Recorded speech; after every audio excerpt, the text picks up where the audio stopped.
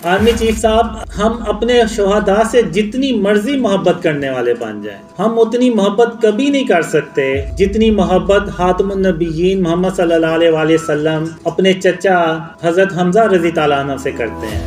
یا اپنے باقی صحابہ سے کرتے ہیں۔ ہم ان کے جیسی محبت اپنے شہداء سے کر ہی نہیں سکتے۔ آرمی چیف صاحب، جب ہم ان مجسموں کو ختم کریں گے اور کافروں کے طرز عمل کو چھوڑ کے تو ہم اللہ اور اس کے رسول صلی اللہ علیہ وسلم کے راستے پہ چلیں گے، جو خاتم النبیین محمد صلی اللہ علیہ وسلم کا راستہ ہے۔ اللہ ہماری ایسے مدد کرے گا۔ کچھ لوگ کہتے ہیں کہ جی میں نے یہ خواب جو ہے نا یہ اپنی طرف سے بنا لی ہیں، اور کچھ لوگ کہتے ہیں کہ یہ یہودیوں کی کوئی لوبی ہے جنہوں نے یہ بندہ جو ہے نا وہ لانچ کیا۔ تو وہ سارے یہ کہیں گے کہ یہ جو کافروں کی فوج ہے وہ جیت جائے گی، کیونکہ وہ ہر طرح سے بھاری ہے۔ لیکن ایک اللہ کی مدد ہے جو ان کافروں کے ساتھ تو نہیں تھی لیکن ان مسلمانوں کے ساتھ تھی۔ لیکن پاکستان میں 2-2.5 سالوں کے بعد خوشحالی اللہ کی مدد سے آ جائے گی۔ وہ ان پاکستانیوں کو یقین ہی نہیں آ رہا ہوتا کہ بجلی جو ہے نا وہ پاکستان میں فری ہو گئی ہے، یعنی لوگ اس لیڈر کی بات ماننے سے انکار کر دیتے ہیں۔ تو وہ لیڈر کو یہ کہنا پڑتا ہے کہ اگر آپ کو میری بات کا یقین نہیں آ رہا نا تو آپ جائیں اپنے میٹر جو ہے نا وہ توڑ دیں۔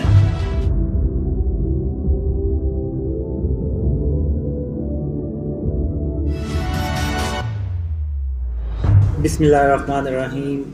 السلام علیکم ورحمۃ اللہ وبرکاتہ۔ آج جس پہ بات کروں گا میں وہ شرک اور اس کی اقسام اور موجودہ پاکستان کی صورتحال اور جو خواب ہیں وہ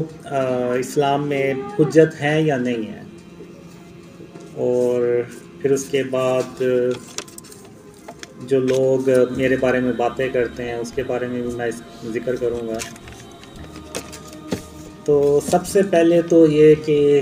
تمام تعریفیں اللہ رب العالمین کے لیے ہیں، اور بے شک اللہ آسمانوں اور زمین کا مالک ہے، اور اس کے سوا ہم کسی کو معبود سمجھ کر نہیں پکاریں گے،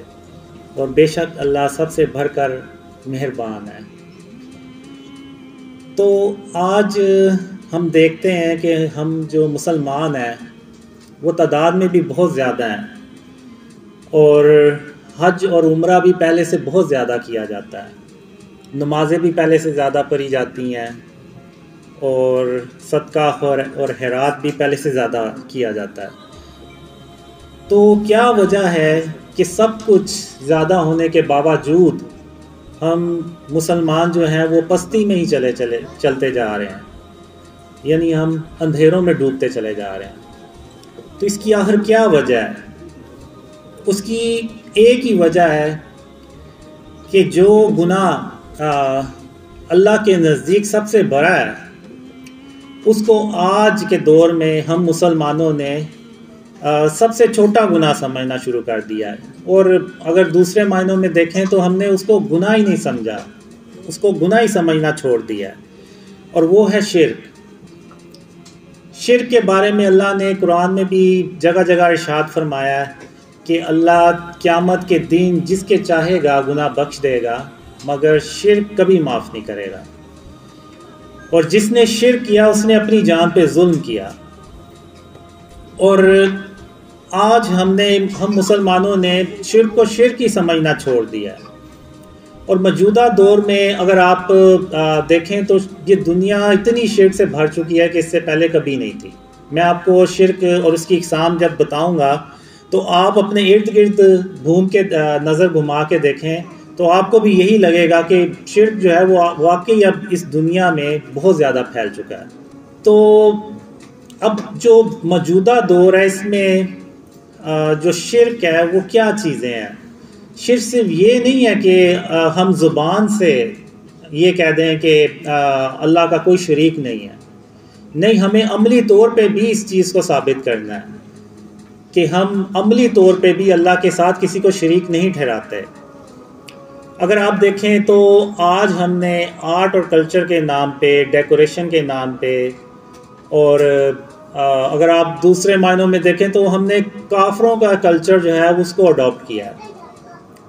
تو ان چیزوں کے نام پہ ہم نے جو بت اور یہ جو اسٹیچوز ہیں یہ اپنے گھروں میں ہم نے سجا لیے ہیں. جو غیر ضروری تصویریں ہیں جو دیواروں پہ ہم نے اپنے گھروں میں سجا لی ہیں, یہ سب کی سب جو ہے نا یہ فارم آف شرک ہیں.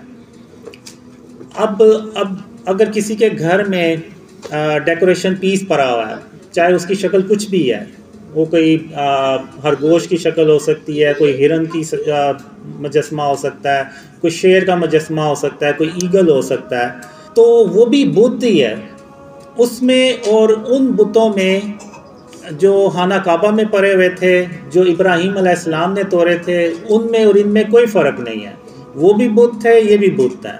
صرف شکلوں کا فرق ہے اور آپ کہہ لیں کہ جسامت کا فرق ہے. وہ بھی بے جان تھے, یہ بھی بے جان ہے.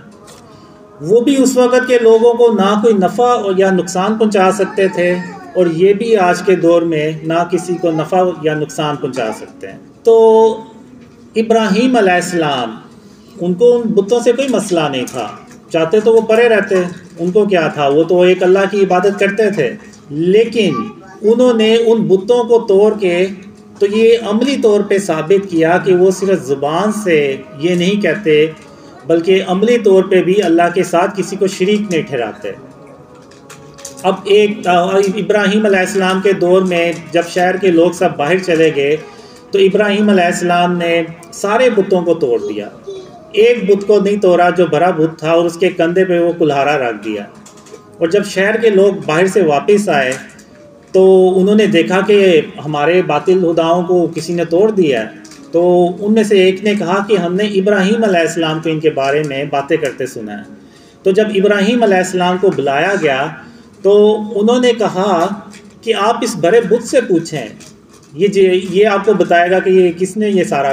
باقی بت توڑے ہیں. تو وہ جو کافر تھے انہوں نے کہا یہ بت کیسے بات کر سکتا ہے, یہ تو بے جان ہے. تو ابراہیم علیہ السلام نے کہا کہ اگر یہ بے جان ہے, یہ تمہیں کچھ بتا نہیں سکتا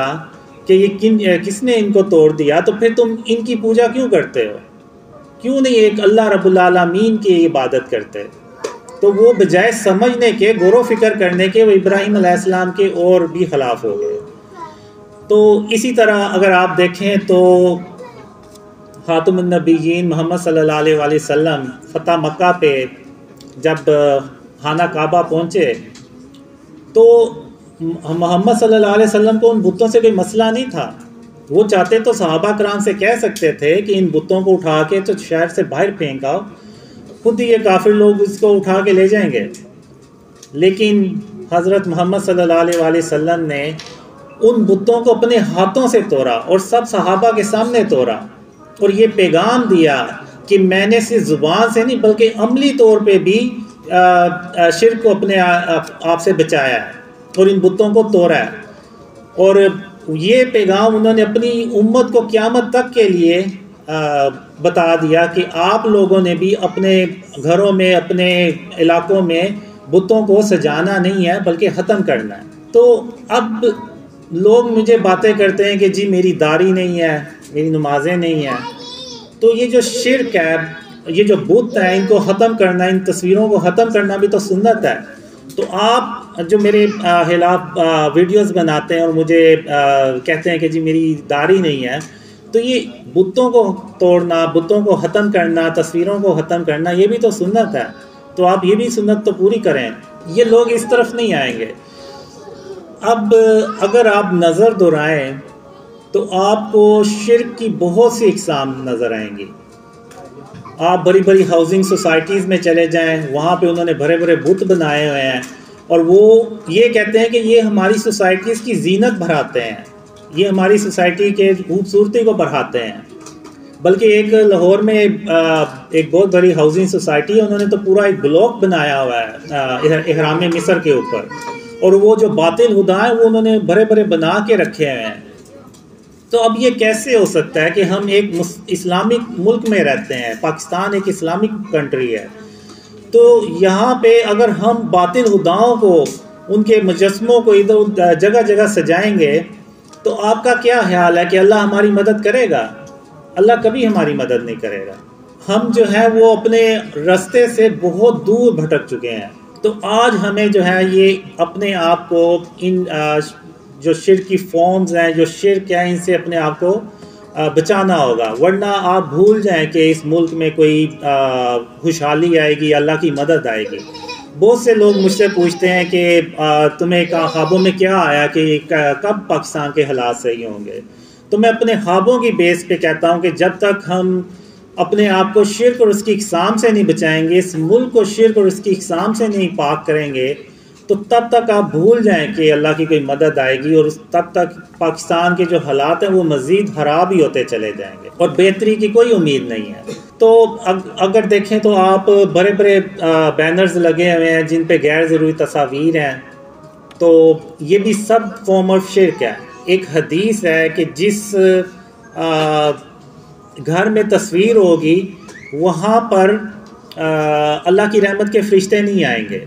تو جب ایک تصویر سے اللہ کی رحمت کے فرشتے نہیں آئیں گے، تو یہ جو بت ہیں جو ہم نے اپنے گھروں میں سے جائے ہوئے ہیں، ان کے ہوتے ہوئے تو سوال ہی پیدا نہیں ہوتا کہ اللہ ہماری کوئی مدد کرے. اب میں نے جب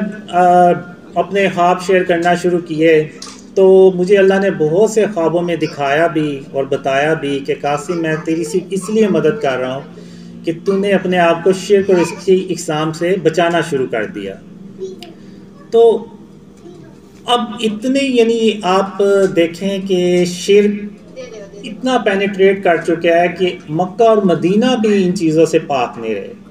آپ نے اکثر دیکھا ہوگا یوٹیوب پہ آپ جائیں، آپ سرچ کریں تو بہت سی آپ کو ایسی ویڈیوز نظر آئیں گی جس میں لوگوں نے اپنے جسموں پہ ٹیٹوز بنوائے ہوئے ہیں اور ان میں وہ تصاویر بنی ہوئی ہیں، اور وہ اسی کے ساتھ عمرہ کر رہے ہیں، اسی کے ساتھ وہ مدینے میں جا کے نمازیں پڑھ رہے ہیں. اور اگر آپ دیکھیں تو بہت سے لوگ مکہ اور مدینہ میں ٹی شرٹس پہن کے جاتے ہیں، قمیضیں پہن کے جاتے ہیں جن کے اوپر شیروں کے یا اس طرح سے دوسرے جانوروں کی تصویریں بنی ہوتی ہیں. تو اگر آپ دیکھیں تو ہمارے جو مکہ اور مدینہ جو اتنی پاک جگہ ہیں وہ بھی شرک سے نہیں بچی ہوئی، وہاں بھی شرک کی آپ کو اقسام نظر آئیں گے. اب جو موجودہ پاکستان کے حالات ہیں اگر آپ دیکھیں تو یعنی جس طرف ہم جا رہے ہیں، آپ کے بھی ذہن میں ہوگا کہ شاید آج سے 2-4 سال بعد ہمیں لائٹس اور پنکھے افورڈ کرنا بھی مشکل ہو جائے. جس طرح سے یہ بجلی کے بلز آ رہے ہیں اور مہنگائی ہو رہی ہے اور پیٹرول کی پرائسز اوپر جا رہی ہیں، تو یہ سب اس لیے ہو رہا ہے کہ ہم جو بھی پلانز بناتے ہیں گورنمنٹ کے لیول پہ، جو بھی پلانز بناتے ہیں، تو اللہ کی مدد ہمارے ساتھ ہوتی ہی نہیں ہے. جب اللہ کی مدد ہی ہمارے ساتھ نہیں ہوتی تو وہ جو پلانز ہم بناتے ہیں وہ بجائے کامیاب ہونے کے وہ الٹے ہو جاتے ہیں، اور ہم جو ہے وہ اور زیادہ قرضہ لینا پڑتا ہے اور زیادہ مہنگائی کرنی پڑتی ہے. تو پاکستان جب بنایا گیا تو ہم نے اللہ کے نام پہ بنایا اس کو، یعنی پاکستان کا مطلب کیا؟ لا الہ الا اللہ. اور لا الہ الا اللہ کا مطلب کیا؟ کہ ایسی جگہ جو ہر طرح کے شرک سے پاک ہو. یہ نہیں ہے کہ ہم زبان سے تو کہتے ہیں کہ اللہ کا کوئی شریک نہیں ہے، لیکن عملی طور پہ ہم نے اپنے گھروں میں بت بھی سجائے ہوئے ہیں اور ہم نے تصاویر بھی لگائی ہوئی ہیں، اور ہم انڈین موویز بھی دیکھتے ہیں. اور انڈین موویز میں آپ کو شاید ہی کوئی ایسی مووی ملے جس میں وہ اپنے باطل خدا نہیں دکھاتے. تو یعنی ایک مسلمان جب وہ ایک مووی دیکھتا ہے انڈین مووی، اور اس میں وہ جب باطل خدا کے کرشمے دکھاتے ہیں اور بتاتے ہیں کہ ہیرو جو تھا وہ ناکام ہو رہا تھا اور باطل خدا نے اس کی مدد کی اور وہ کامیاب ہو گیا، اب وہ سٹوری ایک مسلمان اپنے کسی دوسرے مسلمان کو شیئر کرے گا اور کہے گا کہ یار تم بھی فلم دیکھنا، بڑی اچھی ہے. تو وہ اب عملی طور پہ تو وہ شرک کر رہا ہے، وہ اپنی زبان سے مانے یا نہ مانے وہ ایک علیحدہ بات ہے، لیکن عملی طور پہ تو اس نے کیا ہے. جیسے یہ بت رکھے ہوئے ہیں اور تصاویریں رکھی ہوئی ہیں، تو ہمیں عملی طور پہ بھی یہ ثابت کرنا ہے کہ ہم شرک اور اس کی اقسام سے اپنے آپ کو بچاتے ہیں. تو اب جو اسٹیچوز ہیں، اب اللہ کی کچھ صفات ہیں، جیسے ایک صفت ہے کہ غرور اور تکبر جو ہے یہ صرف اللہ کی ذات ہے، یہ اللہ کی صفت ہے۔ غرور اور تکبر صرف اللہ رب العالمین کر سکتا ہے، اس کے علاوہ کوئی کرے گا تو وہ شرک کرے گا۔ تو اسی طرح اللہ کی ایک صفت ہے مصور، یعنی آرٹسٹ۔ تو اب یہ جتنی بھی تصویریں ہیں، یہ جتنے بھی بت ہیں، مجسمے ہیں، یہ صرف اللہ رب العالمین ہی بنا سکتا ہے۔ اب جیسے قرآن میں اللہ نے آدم علیہ السلام کا ذکر کیا ہے کہ آدم علیہ السلام کا اللہ نے پہلے مجسمہ بنایا مٹی کا، پھر اس میں جان ڈالی تو وہ آدم علیہ السلام زندہ ہو گئے۔ تو اب آپ کا کیا خیال ہے، یہ جو ہم چرند پرند دیکھتے ہیں، پرندے دیکھتے ہیں، یہ جو جانور دیکھتے ہیں، ہاتھی، گھوڑا اور دوسرے جانور، شیر، چیتے اور مچھلیاں، کیا یہ خود بخود پیدا ہو گئی ہوں گی؟ نہیں، اللہ نے ان کے بھی پہلے مجسمے بنائے ہوں گے اور ان میں جان ڈالی ہوگی اور یہ زندہ ہو گئے۔ تو یعنی اس سے ثابت یہ ہوا کہ جو مجسمے بنانا ہے یہ اللہ رب العالمین کا کام ہے، یہ اس کی صفت ہے، کیونکہ وہی ان میں جان ڈال سکتا ہے۔ اور جب کوئی انسان یہ کام کرے گا، بت بنائے گا اور دوسری چیزیں کرے گا، تصویریں بنائے گا، تو وہ شرک کرے گا، کیونکہ وہ اس میں جان تو نہیں ڈال سکتا۔ تو قیامت کے دن اللہ جنہوں نے بت بنائے ہیں، جنہوں نے بت اپنے گھروں میں رکھے ہوئے ہیں، اللہ ان سے کہے گا کہ اس میں جان ڈالو، وہ نہیں جان ڈال سکیں گے۔ جب وہ جان نہیں ڈال سکیں گے تو اللہ جو ہے وہ ان کو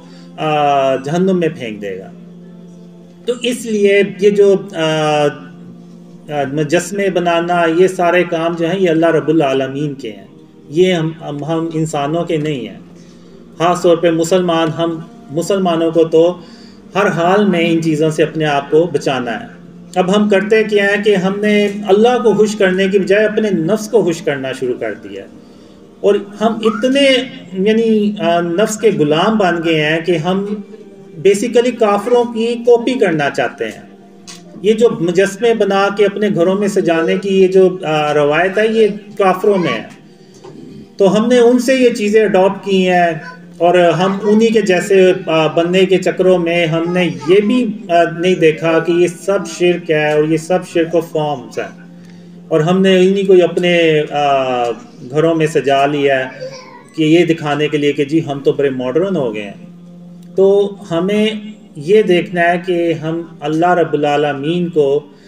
ہم نے راضی کرنا ہے، اور اللہ کو ہم کیسے راضی کر سکتے ہیں؟ وہ صرف اسی لیے ایسے ہی کر سکتے ہیں کہ ہم اپنے آپ کو شرک اور اس کی اقسام سے بچائیں، ورنہ آپ بھول جائیں کہ اللہ کی کوئی مدد آئے گی یا پاکستان میں کوئی خوشحالی آئے گی۔ اسی طرح قرآن میں ایک اللہ نے مثال دی ہوئی ہے کہ عیسیٰ علیہ السلام میرے حکم سے مٹی کے پرندے کی شکل بناتے، پھر اس میں پھونک مار دیتے تھے تو وہ میرے حکم سے سچ مچ کا پرندہ بن جاتا اس تھا۔ سے اللہ یہ بھی ہمیں سمجھانا چاہ رہا ہے کہ ہم نے یعنی جو مجسمہ بناتا ہے یا بت بناتا ہے تو وہ پھر اس کو اس میں جان بھی ڈالنی ہوگی۔ اب چونکہ عیسیٰ علیہ السلام اللہ کے نبی ہیں، تو انہوں نے اس میں اللہ کے حکم سے جان بھی ڈال دی۔ تو ہمیں اللہ نے ان مثالوں سے یہ ہمیں بتانے کی کوشش کی ہے کہ جو بت ہے نا، ہم نے ان سے اپنے آپ کو بچانا ہے، کیونکہ ہم اس میں جان نہیں ڈال سکتے۔ تو جب جان ہی نہیں ڈال سکتے تو پھر اور جب ہمیں یہ کوئی نفع نہیں پہنچا سکتے، کوئی نقصان نہیں پہنچا سکتے، تو پھر ہم ان کو کیوں رکھتے ہیں؟ اور ہم نے تو اپنے نبی خاتم النبیین محمد صلی اللہ علیہ وسلم کی سنت پہ عمل کرنا ہے۔ یہ بھی محمد صلی اللہ علیہ وسلم کی سنت ہے، جو بتوں کو ختم کرنا، تصویروں کو ختم کرنا۔ ایک حدیث ہے کہ حضرت محمد صلی اللہ علیہ وسلم نے حضرت علی رضی تعالیٰ عنہ کو ایک مشن دیا کہ علی رضی تعالیٰ عنہ آپ جائیں اور جتنی بھی آپ کو قبریں اونچی نظر آئیں ان کو برابر کر دیں، اور جتنی بھی تصاویریں اور آپ کو یہ جو دوسری چیزیں ملیں آپ ان کو ختم کر دیں۔ یہ ان کو مشن دیا خاتم النبیین محمد صلی اللہ علیہ وسلم نے۔ تو اگر ہم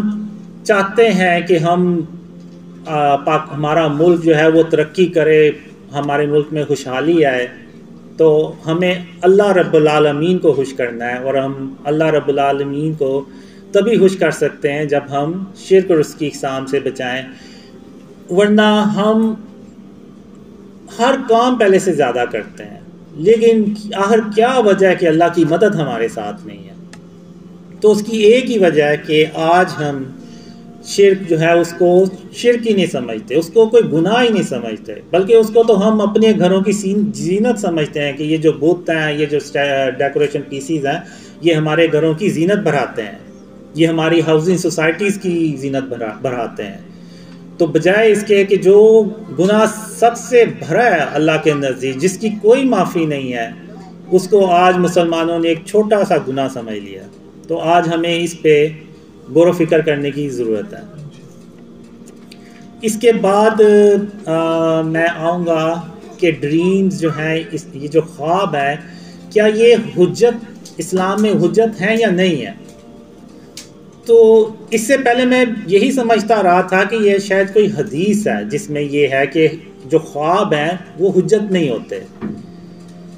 تو میں نے کچھ دن پہلے عرفان بھائی سے پوچھا کہ آپ مجھے یہ بتائیں یہ حدیث ہے یا کیا ہے؟ اگر حدیث ہے تو اس کا ریفرنس کیا ہے؟ تو عرفان بھائی نے مجھے بتایا کہ یہ کوئی حدیث نہیں ہے، یہ صرف علماء کا ایک موقف ہے کہ جو ڈریمز ہیں یہ اسلام میں حجت نہیں ہوتے۔ تو میں یہی سمجھا تھا جیسے وہ مخالفین جو ہیں وہ ایسے ویڈیوز بناتے ہیں اور ایسے بتاتے ہیں کہ خواب جو ہیں وہ حجت نہیں ہوتے، تو میں یہ سمجھا کہ شاید یہ حدیث ہے، اور شاید میرے جیسے اور بھی بہت سے لوگ سمجھتے ہوں کہ یہ حدیث ہے۔ تو بعد میں مجھے پتہ چلا کہ یہ حدیث نہیں ہے، یہ علماء کا موقف ہے۔ تو میری علماء سے یہ گزارش ہے کہ وہ اپنا اس پہ کلیئر موقف دیں کہ خواب جو ہیں وہ حجت کیوں نہیں ہو سکتے۔ تو عرفان بھائی نے مجھے بتایا کہ صرف وہ خواب حجت نہیں ہوتے جس میں کوئی غیر شرعی احکامات ہوں، جس میں ایسی کوئی بات نہیں ہے، وہ خواب حجت ہوتے ہیں۔ اب میرے خوابوں میں سب سے اہم پیغام ہی یہ ہے کہ اپنے آپ کو شرک اور اس کی اقسام سے بچائیں، تو یہ حجت ہے، پوری امت کے لیے حجت ہے، اس میں ایسی کیا برائی ہے؟ تو اب یہ دیکھیں کہ جو ڈریمز ہیں ان میں یعنی میرے جو مخالفین ہیں وہ بھی اپنی ویڈیوز میں یہ کہتے ہیں کہ اس کے جو خواب ہیں، جو اس کو خوابوں میں پیغامات دیے گئے ہیں، وہ آلریڈی پہلے سے حدیثوں میں موجود ہے، قرآن میں موجود ہے، یعنی وہ بھی اس چیز کو ایکسیپٹ کر رہے ہیں کہ اس کے خوابوں میں ایسی کوئی بات نہیں ہے جو قرآن اور حدیث سے ٹکرائے، یعنی اس کا مطلب ہے کہ وہ حجت ہے۔ پھر یہ ایک جو میرے ڈریمز ہیں یہ ایک طرح سے پوری امت کے لیے ایک ریمائنڈر ہے کہ اللہ ایک پیغام سے، ایک خوابوں کے ذریعے سے ایک پیغام ہمیں دے رہا ہے، ایک ریمائنڈ کروا رہا ہے کہ اس دور میں جس میں آپ کہہ لیں کہ شرک اتنا بڑھ چکا ہے کہ لوگوں نے شرک و شرک ہی سمجھنا چھوڑ دیا ہے، تو اللہ نے وہ ایک ریمائنڈر بھیجا ہے کہ آپ اپنے آپ کو شرک سے بچائیں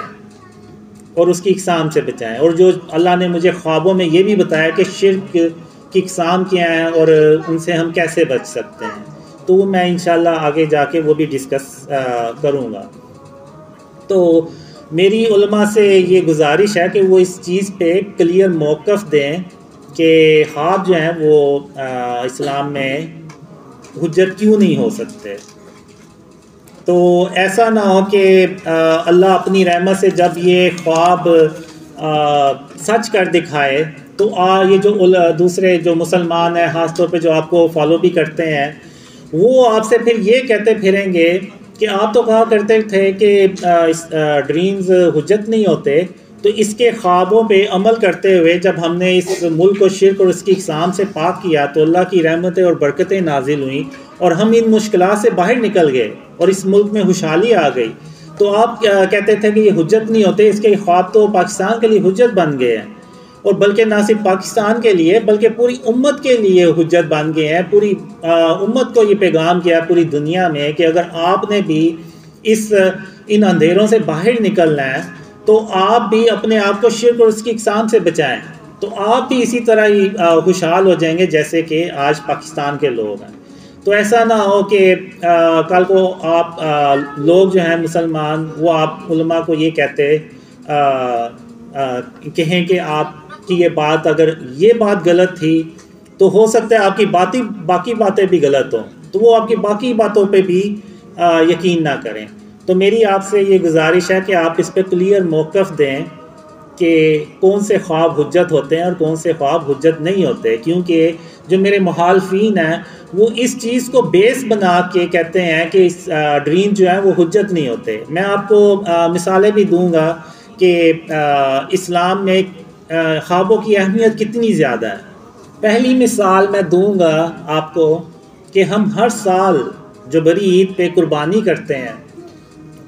وہ بھی ایک خواب کے نتیجے میں ہم کرتے ہیں۔ ابراہیم علیہ السلام کو خواب آیا تھا کہ وہ اپنے بیٹے اسماعیل کو اللہ کی راہ میں قربان کرتے ہیں۔ تو جب ابراہیم علیہ السلام جب یہ عمل کرنے لگے تو اللہ نے ارشاد فرمایا کہ بس ابراہیم بس، آپ نے اپنا خواب سچ کر دکھایا۔ تو اللہ نے ان کی جگہ ایک دمبا بھیج دیا جس کو ابراہیم علیہ السلام نے قربان کیا، اور وہ اللہ کو عمل اتنا پسند آیا کہ قیامت تک کے مسلمانوں کے لیے اللہ نے یہ فرض کر دیا کہ جو اس کی استطاعت رکھتا ہے وہ بھری عید پہ قربانی کرے۔ تو یہ بھی ایک خواب کا نتیجہ تھا۔ پھر اس کے بعد اگر آپ دیکھیں تو یوسف علیہ السلام، ان کو بھی خواب آیا، اور یوسف علیہ السلام کے دور میں کافر بادشاہ جس نے یوسف علیہ السلام پہ ظلم کیا، ان کو جیل میں بھیج دیا، اس ظالم بادشاہ کو ایک خواب آیا کہ 7 پتلی گائیں جو ہیں وہ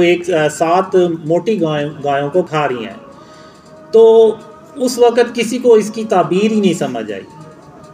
تو بادشاہ کا ایک درباری ہوتا تھا، تو اس نے کہا کہ مجھے ایک شخص کا پتہ ہے، وہ آپ کو اس خواب کی تعبیر بالکل صحیح بتائے گا۔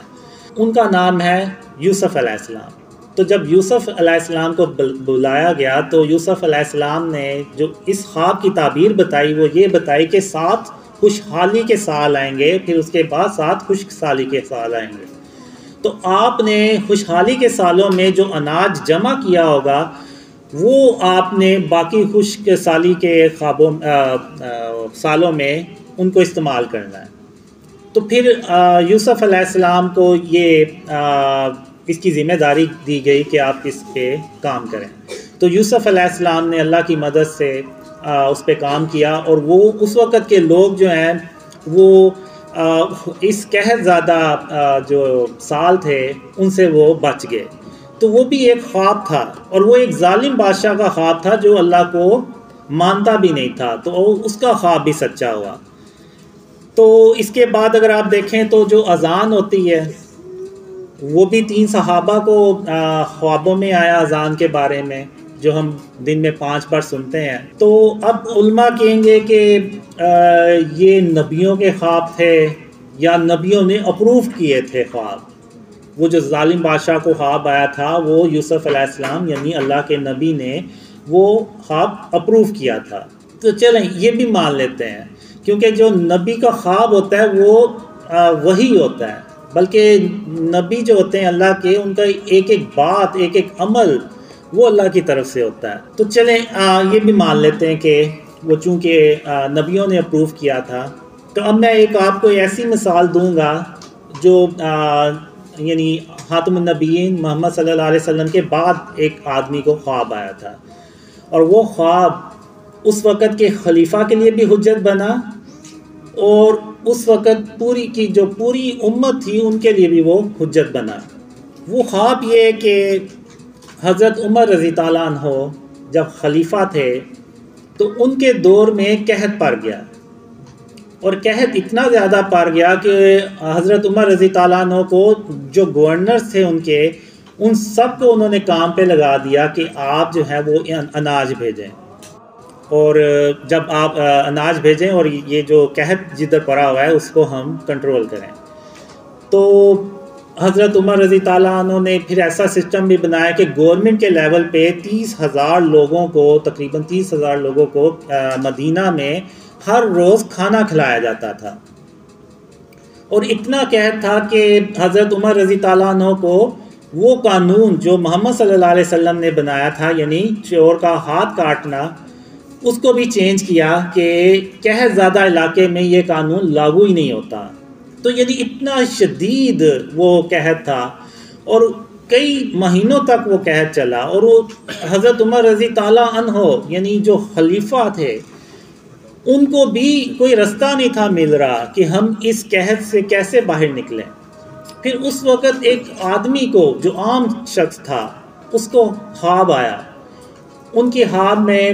حضرت محمد صلی اللہ علیہ وسلم آئے اور حضرت عمر رضی تعالیٰ عنہ کے لیے ایک پیغام بھیجا۔ وہ شخص حضرت عمر رضی تعالیٰ عنہ کے پاس گئے اور اپنا خواب انہوں نے حضرت عمر رضی تعالیٰ عنہ سے شیئر کیا، بیان کیا۔ تو اب آپ یہ دیکھیں کہ وہ ایک عام اس وقت کے انسان تھے۔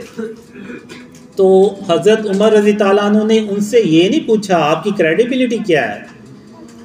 آپ کی کیا یعنی حیثیت ہے، اس خواب کو میں کیوں مانوں۔ نہ حضرت عمر رضی تعالیٰ عنہ نے یہ کہا کہ نعوذ باللہ، کیونکہ ان کے دل میں کوئی کینہ اور بغض اور غرور تکبر تو نہیں تھا، تو نہ حضرت عمر رضی تعالیٰ عنہ نے یہ کہا کہ میں وہ ہوں جس کے بارے میں خود خاتم النبیین محمد صلی اللہ علیہ وسلم نے فرمایا کہ اگر ان کے بعد کوئی نبی ہوتا تو وہ حضرت عمر رضی تعالیٰ عنہ ہوتے۔ نہ حضرت عمر رضی تعالیٰ عنہ نے یہ کہا کہ میرے بارے میں حضرت محمد صلی اللہ علیہ وسلم نے خود یہ ارشاد فرمایا ہوا ہے کہ جہاں سے عمر گزرتا ہے وہاں شیطان اپنا رستہ ہی بدل لیتا ہے۔ اور نہ حضرت عمر رضی تعالیٰ عنہ نے یہ کہا کہ مجھے اللہ نے اپنی رحمت سے عشرہ مبشرہ میں شامل کیا۔ تو میں کیسے، تم مجھے کیسے اپنا خواب جو ہے وہ اس طرح سے بتا رہے ہو؟ انہوں نے ایسا کوئی سوال نہیں پوچھا، کوئی ایسی بات نہیں کی۔ یہ جو میرے مخالفین ہیں جو ویڈیوز بناتے ہیں وہ کہ جی میری داڑھی نہیں ہے، میری نمازیں نہیں ہیں، اس کی کیا حیثیت ہے، اس کی کریڈیبلٹی کیا ہے، یہ تو دماغی طور پہ پاگل ہے، اور پتہ نہیں کون سی کیسی باتیں کرتے ہیں۔ یعنی یہ ایسے باتیں کرتے ہیں جیسے پتہ نہیں دنیا کا جو علم ہے وہ اللہ نے نعوذ باللہ انہی کو صرف سکھایا اور کسی کے پاس نہیں ہے۔ تو حضرت عمر رضی تعالیٰ عنہ نے ایسی کوئی بات نہیں کی، بلکہ انہیں اپنی فکر ہو گئی کہ آخر میں نے ایسا کیا ہے کہ خاتم النبیین محمد صلی اللہ علیہ وسلم کو اب میرے خواب میں نہیں آئے بلکہ کسی دوسرے خواب کے بندے کے خواب میں آئے ہیں اور میرے لیے پیغام بھیجا ہے، تو آخر مجھ سے ایسی کیا بات ہو گئی۔ تو پھر اس کے بعد حضرت عمر رضی تعالیٰ عنہ نے اس خواب کے بارے میں باقی صحابہ سے مشورہ بھی کیا، اور پھر ایک خطبے کے دوران، جمعے کے خطبے کے دوران حضرت عمر رضی تعالیٰ عنہ نے یہ ایکسیپٹ کیا کہ مجھ سے غلطی ہوئی ہے، تو ہم اب جو ہے نا اللہ سے نماز استسقاء پڑھیں گے، یعنی اللہ سے دعا کریں گے، نماز پڑھیں گے کہ اللہ بارش برسائے۔ تو اس کے بعد پھر حضرت عمر رضی تعالیٰ عنہ نے نماز پڑھی اور اللہ سے دعا کی، اور اس کے چند دنوں کے بعد بارشوں کا سلسلہ شروع ہو گیا اور وہ قحط ختم ہو گیا۔ یعنی اگر آپ دیکھیں تو ایک عام سے انسان کو ایک خواب آیا، اور وہ ایک عام سے انسان کا خواب اس وقت کے خلیفہ کے لیے حجت بنا، اور نہ صرف اس خلیفہ کے لیے حجت بنا بلکہ پوری امت کے لیے حجت بنا، بلکہ وہ میں تو یہ کہوں گا کہ اللہ نے اس کا خواب قیامت تک کے لیے اس امت کے لیے حجت بنا دیا۔ تو جب اس انسان کا جو خواب ہے وہ حجت بنا ایک خلیفہ کے لیے، پوری امت کے لیے، تو جو میرے خواب ہیں یہ بھی تو پوری امت کے لیے حجت بن سکتے ہیں۔ خاص طور پہ جب عمران خان کے بارے میں مجھے خواب آئے کہ عمران خان نے شرک کر کے، قبر کو سجدہ کر کے شرک کیا ہے، بلکہ شرک اکبر کیا ہے، تو یہ میرا خواب عمران خان کے لیے بھی حجت تھا۔ تو اب یہ جو آپ کو میں نے مثال بنائی ہے، اب ضروری نہیں ہے کہ اگر اس مثال سے ہمیں کوئی فائدہ یا ہماری زندگی میں کوئی اس کا ہمیں ضرورت نہیں پڑی تو کسی کو بھی نہیں پڑی ہوگی. اگر آپ تاریخ دیکھیں تو بڑے بڑے لیڈر گزرے ہیں، ارطغرل، عثمان، محمود غزنوی، ٹیپو سلطان، ان کے اوپر بھی کئی بار مشکل وقت آئے ہوں گے. تو انہوں نے بھی اس وقت ہو سکتا ہے اپنے آپ کو یہ کہہ کے حوصلہ دیا ہو کہ حضرت عمر رضی تعالیٰ عنہ پہ جب مشکل وقت آیا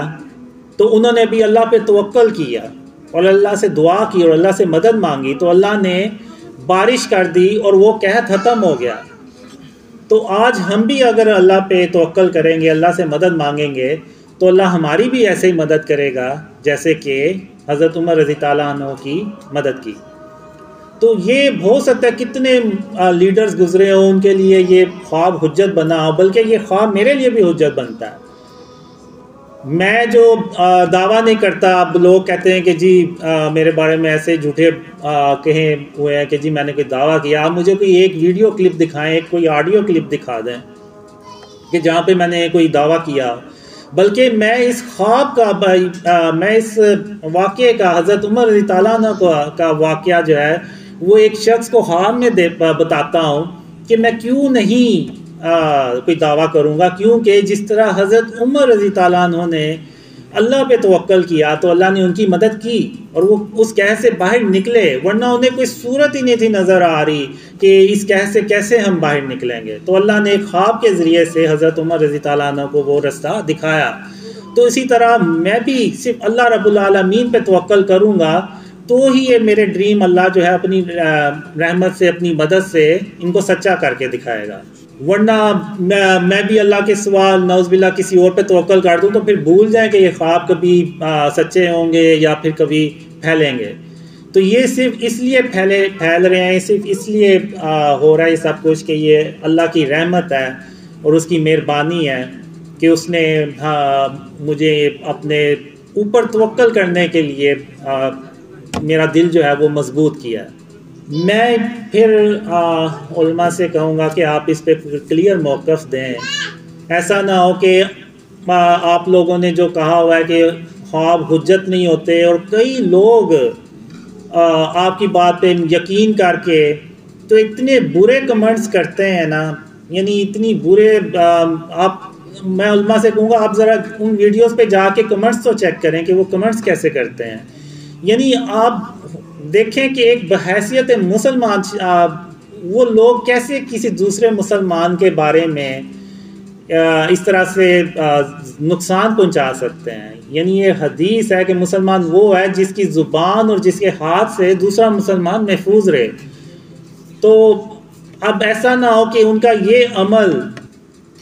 قیامت کے دن ان کی گلے کی ہڈی بن جائے جو نہ ان سے نگلی جائے اور نہ پھر ان سے اگلی جائے. ایک موجودہ دور میں بھی ایک واقعہ ہوا جس کی وجہ سے آج ہم یہاں پہ بیٹھے ہوئے ہیں. تو وہ بھی ایک خواب کا نتیجہ تھا. بابا قوم محمد علی جناح جب یہاں سے تانگ آ کے تو یو کے چلے گئے، تو جب وہ یو کے میں تھے تو اس وقت بابا قوم محمد علی جناح کو حضرت محمد صلی اللہ علیہ وسلم کی زیارت ہوئی اور انہوں نے کہا کہ محمد علی جناح واپس جاؤ تم اور وہاں پہ برے صغیر کے مسلمانوں کی مدد کرو. تو پھر اس خواب کے بعد وہ واپس پاکستان آئے اور پاکستان کے لیے انہوں نے جد و جہد کی اور اللہ کی رحمت سے پاکستان یہ وجود میں آیا جہاں ہم اس وقت بیٹھے ہوئے ہیں. تو یہ بھی ایک خواب کا نتیجہ ہے. اگر ہو سکتا ہے اس وقت بابا قوم محمد علی جناح کو وہ خواب نہ آتا تو وہ پاکستان ہی نہ آتے اور اس صورت میں پاکستان وجود میں ہی نہ آتا. تو پاکستان کا جو وجود ہے وہ بھی ایک خواب کے نتیجے میں آیا تھا. یہ بھی ایک مثال ہے. اب اسلام میں ڈریمز کی جو اہمیت ہے وہ کیا ہے کوئی بھی نہیں بتاتا. یہ جتنے بھی میرے خلاف ویڈیوز بناتے ہیں بس یہ کہتے ہیں کہ جی اسلام میں خواب حجت نہیں ہوتے، اور اس بیس پہ مجھے وہ جھٹلاتے ہیں، میرے خوابوں کو بھی جھٹلاتے ہیں. آخر اس میں ایسی بات ہی کیا ہے؟ یہی تو پیغام ہے میرے خوابوں میں سب سے بڑا کہ اپنے آپ کو شرک اور اس کی اقسام سے بچائیں. اس میں کیا برائی؟ یہ تو پوری امت کے لیے حجت ہے. اب حضرت محمد صلی اللہ علیہ وسلم ہر فجر کی نماز کے بعد صحابہ سے پوچھا کرتے تھے کہ آپ کو کوئی خواب تو نہیں آیا، آپ جس کو خواب آئے وہ شیئر کرے۔ اور پھر ایک حدیث میں خاتم النبیین محمد صلی اللہ علیہ وسلم نے فرمایا کہ نبوت کا سلسلہ ان پہ ختم ہو گیا، محمد صلی اللہ علیہ وسلم اللہ کے آخری رسول ہیں، تھے اور رہیں گے، ان کے بعد نہ کسی نبی نے آنا نہ کسی رسول نے آنا، ان پہ نبوت کا سلسلہ ختم ہو گیا۔ لیکن محمد صلی اللہ علیہ وسلم نے یہ بھی ارشاد فرمایا کہ میرے جانے کے بعد مبشرات کا سلسلہ باقی رہے گا۔ تو صحابہ نے پوچھا یہ مبشرات کیا ہیں؟ تو آپ صلی اللہ علیہ وسلم نے فرمایا سچے خواب، یعنی سچے خواب جو ہیں، یعنی سچے خواب کا مطلب یہ نہیں کہ وہ اچھے ہی ہوں، بعض اوقات ہوتا ہے کہ برے خواب بھی سچے ہو جاتے ہیں، تو وہ سچے خوابوں کا ذکر ہوا ہے۔ اور پھر ایک صحیح مسلم بخاری کی حدیث ہے کہ جس میں آپ صلی اللہ علیہ وسلم نے فرمایا کہ سچے خواب جو ہیں یہ نبوت کا 46واں حصہ ہے۔ ابن ماجہ میں ہے کہ 170 سچے خواب جو ہے نا وہ نبوت کا 170واں حصہ ہے، ایک حدیث میں 40واں حصہ ہے، اور ایک حدیث میں تو 25واں حصہ لکھا ہوا ہے، اور یہ سب حدیثوں میں موجود ہے۔ یعنی یہ خواب و اسلام میں خوابوں کی اہمیت بیان کی گئی ہے، اور یہ کس نے بیان کی ہے؟ یہ خاتم النبیین محمد صلی اللہ علیہ وسلم نے بیان فرمائی ہے۔ تو ہم نے یہ حدیثوں کو بھلا دیا، اور وہ جو علماء کا موقف ہے اس کو اتنا سٹرونگلی ہم پیش کرتے ہیں کہ پتہ نہیں جیسے وہ کوئی حدیث ہے۔ تو میں پھر یہی کہوں گا کہ آپ علماء سے کہ اس پہ کوئی کلیئر موقف دیں۔ میرے خوابوں میں یہ ہے کہ جو شرک ہے اس کی اقسام، شرک اور اس کی اقسام سے اپنے آپ کو بچائیں۔ تو بہت سے لوگ کہتے ہیں کہ جی یہ تو شیطان آ کے آپ کو بہکا رہا ہے، تو میں ان سے پوچھتا بھی ہوں کہ کیا نعوذ باللہ شیطان جو ہے وہ اس نے توبہ کر لی ہے کہ وہ سیدھے رستے پہ آ گیا اور مجھے آ کے بتا رہا ہے کہ یار تم اپنے آپ کو شرک اور اس کی اقسام سے بچاؤ، نہیں تو قیامت کے دن اللہ جو ہے نا وہ شرک معاف نہیں کرے گا۔ یہ کیسے ہو سکتا ہے کہ شیطان آ کے مجھے کہے کہ تم غرور اور تکبر نہ کرو، شیطان آ کے مجھ سے کہے کہ اپنے سینے سے کینہ اور بغض نکال دو، شیطان مجھ سے یہ کہے آ کے کہ زمین پہ اکڑ کے مت چلو، عاجزی سے چلو اور سر کو جھکا کے چلو۔ یہ کیسے ہو سکتا ہے کہ شیطان مجھے یہ چیزیں آ کے سکھانا شروع ہو جائے کہ اپنی جو کھانے کی برتن ہیں ان کو اپنی انگلی سے چاٹ کے صاف کر لیا کرو؟ تو یعنی یہ کیسے ہو سکتا ہے کہ یعنی کسی کا مذاق نہ ہو رہا ہو، کسی دوسرے مسلمان کا مذاق نہ ہو رہا ہو؟ یہاں تک اللہ نے مجھے کہا کہ کسی مسلمان کا جب تم مذاق اڑاتے ہو تو تم اس کا نہیں بلکہ کسی مسلمان کا نہیں، کسی انسان کا، اب وہ انسان مسلمان بھی ہو سکتا ہے اور کافر بھی ہو سکتا ہے۔ تو یعنی مجھے اللہ نے خواب میں کسی کافر کا بھی مذاق اڑانے سے منع فرمایا کہ کیونکہ اس صورت میں تم اس کا مذاق نہیں اڑا رہے، تم نعوذ باللہ اللہ رب العالمین کا مذاق اڑا رہے ہو کہ اللہ نے اس کو پیدا کر کے اس کو ایسا بنا کے نعوذ باللہ کوئی بہت بڑی غلطی کر دی۔ تو اللہ نے مذاق اڑانے سے بھی منع فرمایا۔ تو یہ کیسے ہو سکتا ہے کہ شیطان جو ہے وہ سیدھے رستے پہ آ گیا اور مجھے یہ چیزیں سکھا رہا ہے؟ تو آپ یعنی مجھے یہ جو ویڈیوز بناتے ہیں وہ خود کہتے ہیں کہ اس کے خوابوں میں وہی چیزیں ہیں جو پہلے سے موجود ہیں، تو پھر یہ کیسے حجت نہیں ہو سکتی؟ تو اس پہ بھی ذرا کلیئر بات کی جائے۔ اب میں بات کروں گا 6 ستمبر کے حوالے سے، کیونکہ آج 6 ستمبر بھی ہے، تو آج کے دن ہم پاکستانی جو ہیں وہ اپنے شہداء کو یاد کرتے ہیں، ان کی قربانیوں کو یاد کرتے ہیں۔ اب اگر آپ دیکھیں تو آج ہم یعنی خاتم النبیین محمد صلی اللہ علیہ وسلم کا جو رستہ ہے وہ اس سے اتنی دور جا چکے ہیں کہ ہم جو ہے نا وہ اندھیروں میں ڈوب چکے ہیں۔ اب میں army chief general Asim Munir ان سے گزارش کروں گا کہ آپ اب میں جو بات کرنے جا رہا ہوں اس پہ تھوڑا سا آپ بھی غور کریں۔ آرمی چیف صاحب، ہم اپنے شہداء سے جتنی مرضی محبت کرنے والے بن جائیں، ہم اتنی محبت کبھی نہیں کر سکتے جتنی محبت خاتم النبیین محمد صلی اللہ علیہ وآلہ وسلم اپنے چچا حضرت حمزہ رضی تعالیٰ عنہ سے کرتے ہیں یا اپنے باقی صحابہ سے کرتے ہیں. ہم ان کے جیسی محبت اپنے شہداء سے کر ہی نہیں سکتے. تو جب حضرت حمزہ رضی تعالیٰ عنہ کو غزوہ احد میں شہید کیا گیا تو اس کے بعد خاتم النبیین محمد صلی اللہ علیہ وسلم نے اپنے صحابہ سے یہ نہیں کہا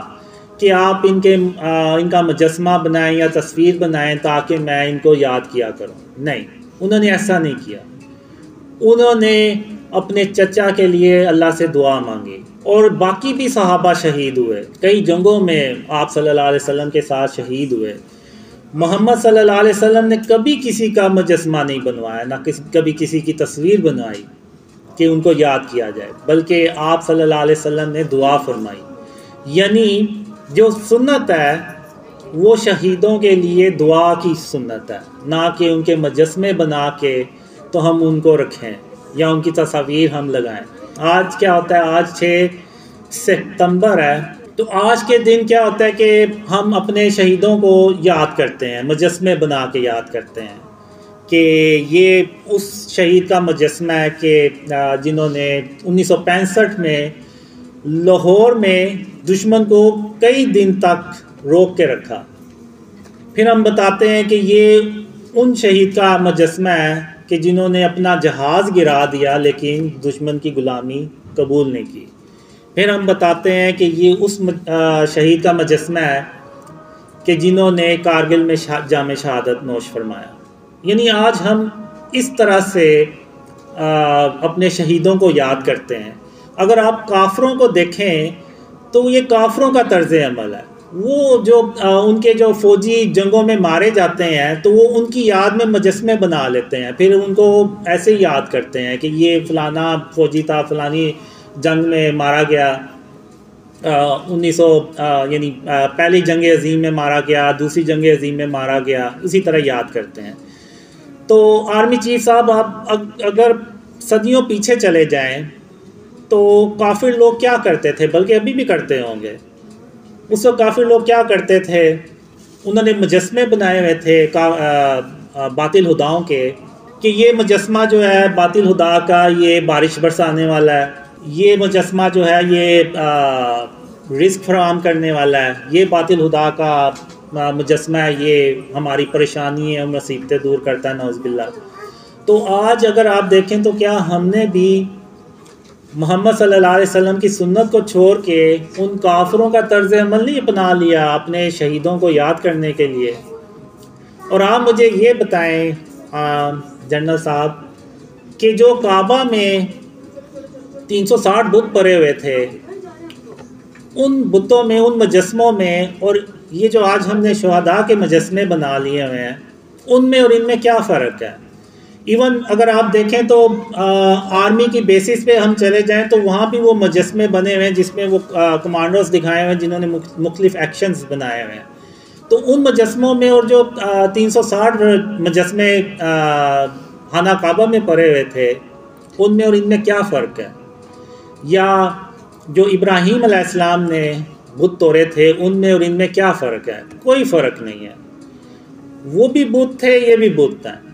وہ بھی بے جان تھے، یہ بھی بے جان ہے. تو کیا ایسا نہیں ہوا کہ ہم نے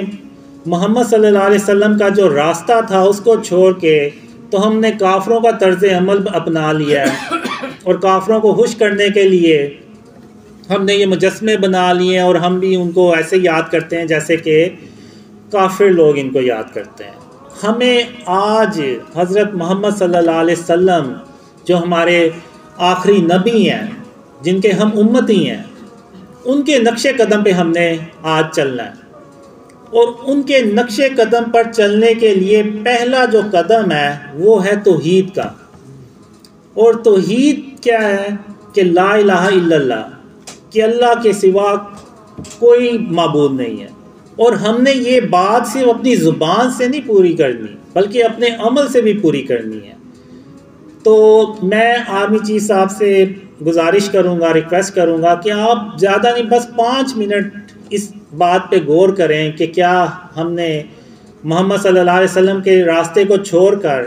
کافروں کا راستہ نہیں اپنا لیا؟ کیا جو آج ہمارے ملک کے حالات ہیں کیا وہ اس وجہ سے تو نہیں ہے کہ ہم نے محمد صلی اللہ علیہ وسلم کا راستہ چھوڑ کے کافروں کے راستے پہ چلنا شروع کر دیا ہے؟ اب جو ملک کے حالات ہیں، بجلی اور پیٹرول آپ دیکھ لیں، مہنگائی اتنی زیادہ ہو گئی ہے، اس کا آرمی پہ بھی کچھ نہ کچھ تو افیکٹ پڑتا ہی ہوگا، بلکہ بہت زیادہ افیکٹ پڑتا ہوگا۔ تو اگر ہم نے ان مشکلات سے باہر نکلنا ہے تو ہمیں پھر یہ مجسمے ختم کرنے ہوں گے، ہمیں یہ تصویریں ختم کرنی ہوں گی، نہیں تو آپ بھول جائیں کہ اللہ کی مدد آئے گی اور ہم ان مشکلات سے کبھی باہر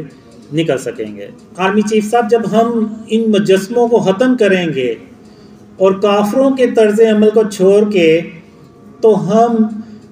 اللہ اور اس کے رسول صلی اللہ علیہ وسلم کے راستے پہ چلیں گے، جو خاتم النبیین محمد صلی اللہ علیہ وسلم کا راستہ ہے،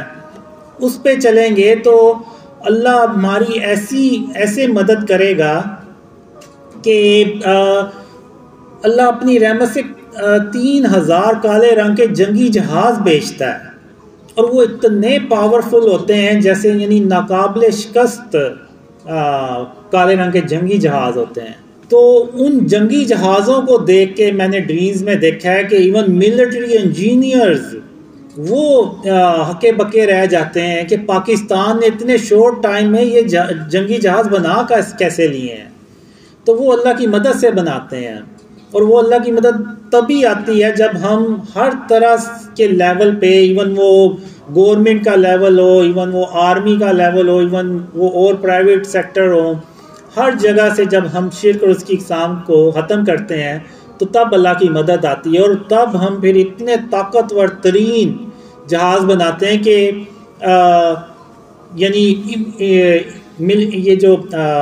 امریکہ کے ملٹری انجینئرز ہیں وہ حیران ہو جاتے ہیں۔ تو یہ تبھی ہوگا جب ہم شرک اور اس کی اقسام سے اپنے آپ کو بچائیں گے۔ اب میں بات کروں گا کہ جو خواب ہیں جو مجھے آتے ہیں کہ یہ کیا، یعنی کچھ لوگ کہتے ہیں کہ جی میں نے یہ خواب جو ہے نا یہ اپنی طرف سے بنا لیے ہیں، اور کچھ لوگ کہتے ہیں کہ یہ یہودیوں کی کوئی لوبی ہے جنہوں نے یہ بندہ جو ہے نا وہ لانچ کیا ہے۔ تو میں اب اس پہ ذرا تھوڑی سی بات کرنا چاہتا ہوں۔ اب اگر آپ دیکھیں تو پچھلے 1400 سال کی ہسٹری دیکھیں، کبھی کوئی مسلمانوں میں ایسا کوئی بندہ آیا ہے کہ جس نے خواب شیئر کیے ہو اور وہ اتنا مشہور ہو گیا ہو کہ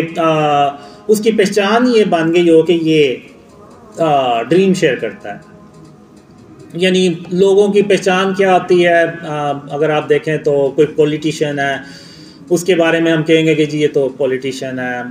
کوئی سپورٹس مین ہے، کوئی آرٹسٹ ہے، کوئی ایکٹر ہے، کوئی کچھ ہے، کوئی سائنٹسٹ ہے، کوئی ڈاکٹر ہے، یعنی ان کی پہچان یہ ہوتی ہے کہ وہ ڈاکٹر ہیں، سائنٹسٹ ہیں یا ایکٹرز ہیں۔ اب میری پہچان کیا ہے کہ جی آپ اب تو خیر اللہ کی رحمت سے کافی خواب پھیل گئے ہوئے ہیں، تو آپ کسی کو تصویر دکھائیں تو وہ اگر اس نے دیکھی ہوگی تو وہ کہے گا ہاں اس نے تو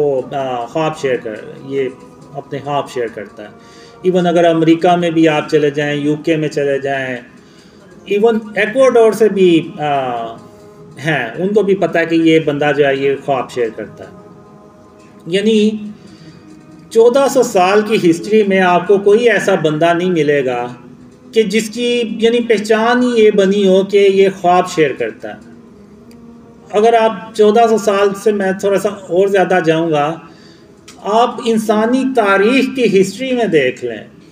آپ کو کوئی ایسی مثال نہیں ملے گی کہ کوئی ایک بندہ ایسا دنیا میں آیا ہو اس سے پہلے کہ جس کی جو پہچان ہے وہ پوری دنیا میں وہ یہ بنی ہو کہ اس کو ڈریمز آتے ہیں، یعنی آپ کو کوئی نہیں ملے گا۔ اب اگر آپ دیکھیں تو جو کفار ہیں وہ ہر وقت مسلمانوں کے خلاف کوئی نہ کوئی چالیں چلتے رہتے ہیں، اور اگر آپ دیکھیں تو عرب سپرنگ وہ بھی مسلمانوں کے خلاف کافروں کی چالیں تھیں جو کامیاب بھی ہوئیں، جس سے آپ نے دیکھا کہ بہت سے جو اسلامک کنٹری تھے وہ ختم ہو گئے، ایجپٹ، سیریا اور جارڈن اور پتہ نہیں کتنے اسلامک ملک تھے وہ اس کی زرد میں آئے. تو وہ کافروں نے پلانز بنائے, چالیں چلیں, اور وہ ان کی کامیاب ہوئیں, اور وہ مسلمان ملک جو ہے نا وہ ختم ہوئے. ایون اگر آپ دیکھیں تو پاکستان کو توڑنے کے لیے بھی انہوں نے بہت سی چالیں چلی. ایون پاکستان میں شیعہ سنی کو لڑانے کے لیے انہوں نے کتنی چالیں چلی, لیکن اللہ کی رحمت سے وہ کبھی کامیاب نہیں ہوئی.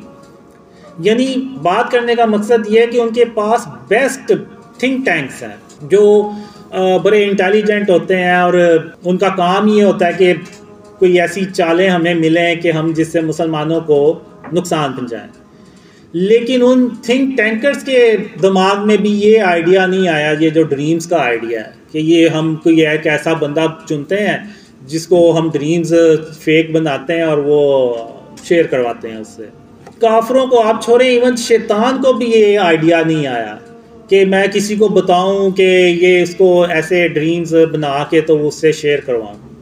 یعنی جب شیطان کام کرتا ہے تو وہ پھر کسی ایک آدمی کے پاس نہیں جائے گا, وہ سب کے پاس جائے گا. جیسے وہ گناہ کے لیے سب کو جا کے تو بہکاتا ہے کہ تم گناہ کرو, تو اسی طرح وہ اس نے ڈریمز دکھانے تھے تو وہ پھر ساروں کو دکھاتا, کسی ایک بندے کو نہ دکھاتا. تو بات کرنے کا مقصد یہ ہے کہ آپ مجھے دیکھیں تو مجھے ٹھیک سے بات بھی نہیں کرنی آتی, اور پہلی سپیچ دیکھیں تو وہ تو بالکل ہی میری بہت ہی خراب تھی, دوسری تھوڑی سی بہتر تھی, آج کا مجھے نہیں پتا کہ کیسی ہے. تو میرا یعنی آپ لوگوں نے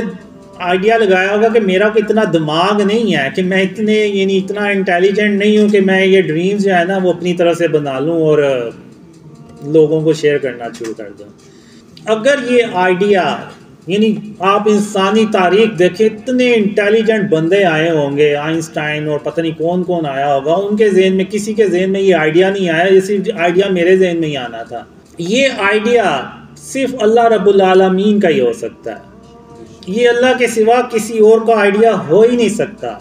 کیونکہ جب کبھی بھی کوئی یونیک کام ہوتا ہے نا وہ اللہ رب العالمین ہی کر سکتا ہے, وہ کوئی اور نہیں کر سکتا.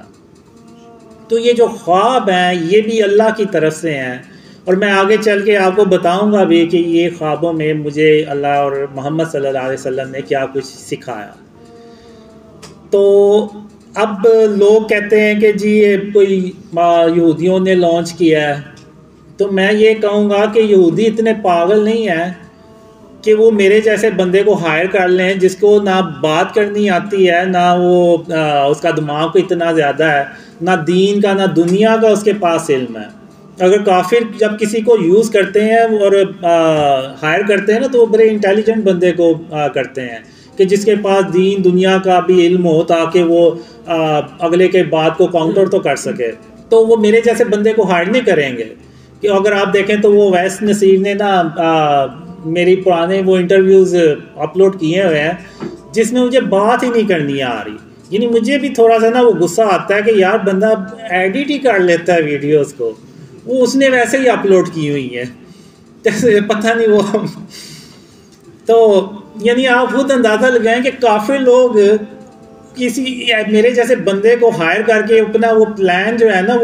وہ کہیں گے کہ اس کو ہم نے ہائر کر لیا نا تو ہمارا تو وہ پلان 100% ناکام ہونا ہے, بلکہ ہم نے بھی اس نے خود بھی ایکسپوز ہونا ہے اور ہمیں بھی ایکسپوز کرے گا.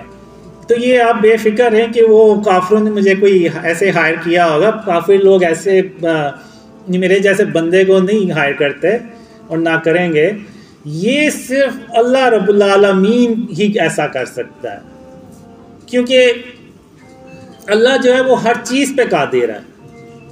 اللہ کو پتہ ہے کہ میں نے اگر اس کو خواب دکھائے ہیں تو میں اس کو بولنا بھی سکھا ہی لوں گا اور میں اس سے باقی کام بھی کروا ہی لوں گا, کیونکہ اللہ ہر چیز پہ قادر ہے. اس نے تو کہنا کن فیکون کہ ہو جا, اور اس نے ہو جانا ہے. تو ایسا ہو ہی نہیں سکتا کہ اللہ کے ہو جا اور وہ چیز ہونا. تو اب اگر آپ دیکھیں تو اللہ مجھ سے تھوڑی سی بہتری کروا ہی رہا ہے. پہلی سپیچ مجھ سے اچھی نہیں ہوئی, دوسری اس سے تھوڑی بہتر. اب یہ آپ لوگ بتائیں گے کہ میری تیسری سپیچ کیسی ہے. اگر یہ پہلے سے بہتر ہے تو اس کا مطلب ہے کہ اللہ مجھے آہستہ آہستہ سکھا رہا ہے. وہی جو ہے وہ تدبیریں کرتا ہے. اور اللہ نے مجھے بہت سال پہلے کہا تھا کہ قاسم میں تمہارے لیے تدبیر کروں گا. اب وہ کیا تدبیر تھی اب اللہ ہی بہتر جانتا ہے، لیکن اتنا ہے کہ اللہ سب سے بہتر تدبیر کرنے والا ہے۔ تو اب میں اپنے خوابوں کے بارے میں بیان کروں گا کہ جو اللہ کی رحمت سے اور اس کی مدد سے سچے ہوئے ہیں، خاص طور پہ عمران خان کے بارے میں۔ جب عمران خان نے غالباً جون 2018 کو ایک دربار پہ جا کے تو قبر کو سجدہ کیا تھا، تو اس کے بعد مجھے خواب میں آیا کہ اللہ کہتا ہے کہ عمران خان نے قبر کو سجدہ کر کے تو شرک اکبر کیا ہے، تو اب عمران خان کے ساتھ میری مدد نہیں ہے جب تک کہ عمران خان توبہ نہیں کر لیتا، بالکل ویسے ہی کہ سب کے سامنے وہ توبہ نہیں کر لیتا اور اس کے بعد اللہ رب العالمین کو سجدہ نہیں کر دیتا، تو اس کی توبہ جو ہے وہ قبول نہیں ہوگی اور اس کے ساتھ اللہ کی مدد نہیں ہوگی۔ پھر 25 جولائی 2018 کو مجھے خواب آیا کہ عمران خان وزیر اعظم بن جاتے ہیں، لیکن اس طرح سے وہ کامیاب نہیں ہو پاتے جس طرح سے کہ وہ وعدے کر کے آئے ہوتے ہیں۔ اور اس کے بعد اور بھی کافی ڈریمز آئیں جس میں عمران خان کے لیے ایک مسئلہ ختم ہوتا نہیں تو دوسرا شروع ہو جاتا ہے، اور آپ نے بھی دیکھا ہوگا اس کے دور میں کافی ایسے مسائل آتے رہے۔ اور پھر مجھے ڈریمز میں آیا کہ عمران خان کے اندر، یعنی پارٹی کے اندر جو ہے وہ گروپنگ بن جاتی ہے اور وہ عمران خان کے اگینسٹ ہو جاتے ہیں۔ اور پھر مجھے ایک ڈریم میں آیا کہ ایون جو عمران خان کے ایلائز ہیں، وہ جو MQM یا دوسری پارٹیوں کو اس نے ساتھ ملایا ہوا تھا، وہ بھی عمران خان کو پریشرائز کرتے رہتے ہیں، اور ایون ایک وقت آتا ہے کہ وہ اس کو چھوڑ بھی جاتے ہیں۔ تو پھر ایک ڈریم میں آیا مجھے کہ عمران خان کو پرفارمنس کا 30% صرف ٹائم ملے گا۔ تو اگر آپ دیکھیں تو اگست 2018 سے اگر آپ دیکھیں تو مارچ 2020 تک جو ٹائم ہے وہ تقریباً 30% ہی بنتا ہے اس کے 5 سال کا۔ تو جیسے ہی 30% ہوتا ہے تو اس کے ساتھ ہی وہ کرونا وائرس جو ہے نا وہ دنیا میں پھیلنا شروع ہو جاتا ہے، اور پاکستان میں بھی وہ پھیلتا ہے، اور اس کی وجہ سے عمران خان کو موقع ہی نہیں ملتا کہ وہ اپنی پرفارمنس جو ہے نا وہ دکھا سکے۔ اور اس کے بعد پھر مجھے یہ بھی ڈریم آیا کہ عمران خان کے دور میں یعنی پاکستان کی ایک زمین ہوتی ہے جو ایسے دھنس جاتی ہے، اور اس سے بہت سے لوگوں کی جو کاروبار ہے نا وہ شدید متاثر ہوتے ہیں۔ تو یعنی یہ ڈریم سمبولک ہوتے ہیں، تو وہ ایک قدرتی آفت کو ریپریزنٹ کر رہی تھی، یعنی کوئی عمران خان کے دور میں کوئی قدرتی آفت آئے گی، تو وہ آپ نے دیکھا کہ وہ کرونا وائرس کی صورت میں آئی۔ تو اس کے بعد اگر آپ دیکھیں تو عمران خان کو دنیا بھر سے سپورٹ حاصل تھی، یعنی اگر آپ دیکھیں تو جتنا اسٹیبلشمنٹ نے عمران خان کو سپورٹ کیا تھا اتنا شاید ہی پاکستان کی تاریخ میں کسی وزیر اعظم کو سپورٹ کیا ہو، لیکن ان سب باتوں کے باوجود عمران خان جو ہے وہ اپنا مدت بھی پوری نہیں کر سکے۔ یعنی اگر آپ دیکھیں تو عمران خان اس طریقے سے گھر گئے کہ پاکستان میں آج تک کسی وزیر اعظم کو نہیں جانا پڑا، یعنی ووٹ آف نو کانفیڈنس سے عمران خان کو ریموو کیا گیا ایز اے پرائم منسٹر۔ تو اس کے علاوہ 2 خواب ایسے تھے کہ جس کے یعنی بعد میں جا کے تو عمران خان نے ہو بہو ویسے ہی الفاظ کہے۔ اب لوگ کہتے ہیں کہ جی میں پریڈکشن کرتا ہوں اور یہ وہ اس طرح کی، تو بہت سے لوگ پریڈکشنز کرتے ہیں، تو جو پریڈکشنز کرتے ہیں وہ 100 پریڈکشنز کی ہیں تو ان میں سے کوئی 8-10 سچی ہو جاتی ہوں گی ان کی، وہ بھی ان کے انالیسز ہوتے ہیں اور یا جو بھی۔ تو اب ایسا تو نہیں ہو سکتا کہ 100 پریڈکشنز کی ہیں تو 100 کی 100 ہی صحیح ہوئی ہوں۔ تو اگر آپ دیکھیں تو میرے جو ڈریمز ہیں، اگر میں عمران خان کو وہ اپنے خواب سناؤں نا آج، تو کہ مجھے یہ خواب آئے تھے آپ کے بارے میں، تو عمران خان کہے گا کہ شاید وہ مجھے نا یہ قاسم جو نیوز ہیڈ لائنز ہیں نا وہ پڑھ کے سنا رہا ہے۔ یعنی اتنے سچے وہ ڈریمز جو تھے نا وہ ہوئے تھے۔ اور جو میں نے ابھی 2 خوابوں کا ذکر کیا، اس میں ایک خواب میں عمران خان امریکہ سے کہہ رہا ہوتا ہے کہ ہم آپ کے غلام نہیں ہیں، اور ایک خواب میں عمران خان کہتا ہے، یہ خواب مجھے آیا تھا مارچ 2020 کو، اس میں عمران خان غصے میں آ کے، اضطراب کی حالت میں آ کے کہتا ہے کہ اگر آپ لوگ سمجھتے ہیں کہ مجھ سے بہتر کوئی اور آ کے مجھ سے بہتر پرفارمنس دکھا سکتا ہے تو پھر ٹھیک ہے، آپ اس کو بلا لیں اور میں چلا جاتا ہوں۔ تو اگر آپ دیکھیں تو جب عمران خان کو ہٹایا گیا تو عمران خان نے یہ ورڈ بہت بار یوز کیا کہ ہم امریکہ کے غلام نہیں ہیں۔ اور پھر کچھ مہینے پیچھے چلے جائیں تو عمران خان نے ایک سپیچ میں کہا کہ اگر آپ یہ سمجھتے ہیں کہ میری جگہ کوئی اور آ کے تو مجھ سے بہتر پرفارمنس دکھا سکتا ہے تو پھر ٹھیک ہے، آپ اس کو لے آئیں، میں چلا جاتا ہوں۔ تو اب میں یہ پوچھتا ہوں کہ یہ کیسے ہو سکتا ہے کہ ایک پریڈکشن کرنے والا ہو بہو ایسے، یعنی کیسے کہہ سکتا ہے کہ یہ ایک وقت آئے گا کہ یہ بندہ یہی الفاظ کہے گا؟ تو وہ صرف اللہ رب العالمین ہے جس کو غیب کا پتہ ہے، جس کو مستقبل کا پتہ ہے، جس کے اور دلوں کے حالوں کا پتہ ہے۔ تو وہ اللہ کو پتہ تھا عمران خان نے یہ ورڈ ایک دن کہنے ہیں، تو وہ اللہ نے اپنی رحمت سے وہ مجھے پہلے ہی خوابوں میں دکھا دیے کہ عمران خان نا یہ ایک وقت آئے گا ایسے ورڈز یوز کرے گا۔ تو جب عمران خان گیا 10 اپریل کو، تو 15 اپریل 2022 کو مجھے خواب میں آیا کہ عمران خان بہت زیادہ کوشش کرتا ہے لیکن وہ ارلی الیکشنز کروانے میں بھی کامیاب نہیں ہوتا۔ تو یہ خواب میں نے، وہ طلحہ بھائی تھے، طلحہ بھائی ہیں آسٹریلیا سے،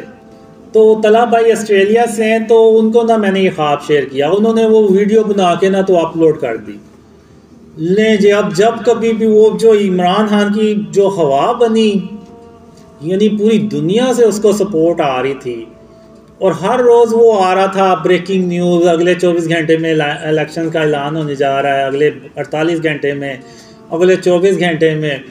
اور میں اللہ سے دعا کیا کرتا تھا، یا اللہ اب تو نے مجھے خواب تو دکھا دیا ہے، اب تو ہی ہے جو اس خواب کو سچا کر کے دکھا دے، ورنہ ارلی الیکشنز ہو گئے تو یہ میرا خواب جو ہے نا یہ جھوٹا ہو جانا، اور میرے جو مخالفین ہیں نا انہوں نے تو یہ نکال کے بتانا ہے کہ دیکھو یہ اس کا خواب جو ہے نا یہ جھوٹا ہو گیا۔ تو کرتے کرتے ایون سپریم کورٹ نے بھی آرڈر کر دیا کہ 14، یعنی عمران خان نے 2 اسمبلیاں بھی توڑ دیں اپنی کہ کسی طرح ارلی الیکشنز ہو جائیں۔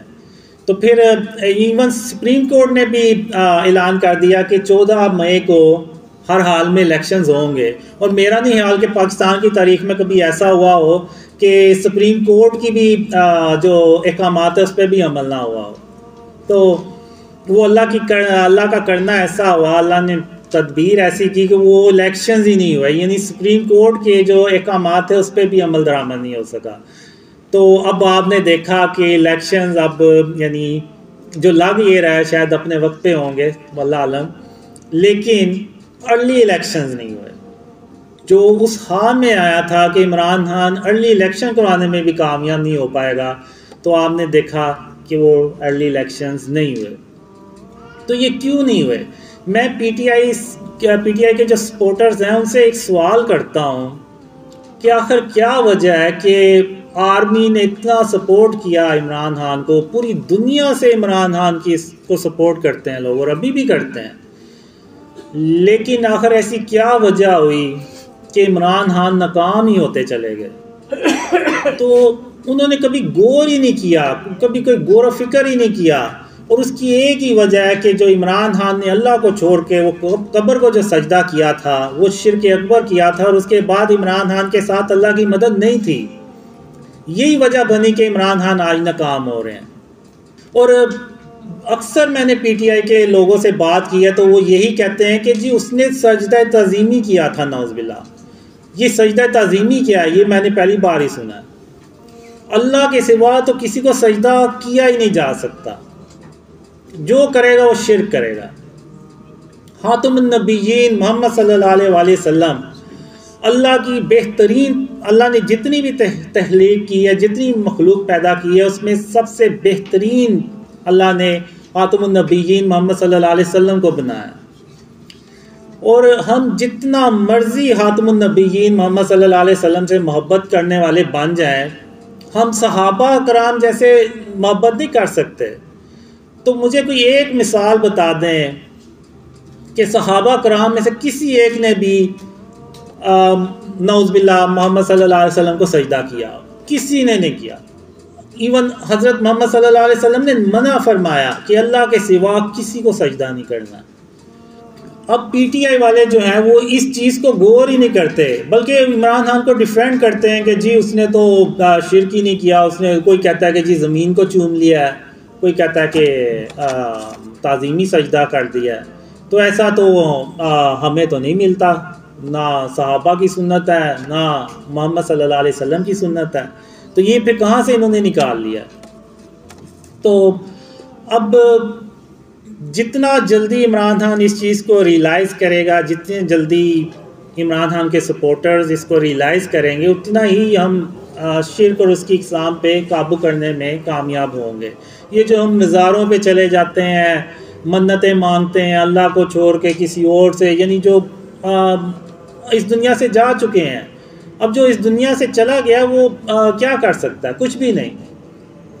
تو ہمیں اللہ رب العالمین سے مدد مانگنی چاہیے اور اللہ پہ توکل کرنا چاہیے، بالکل اسی طرح جیسے کہ حضرت عمر رضی تعالیٰ عنہ نے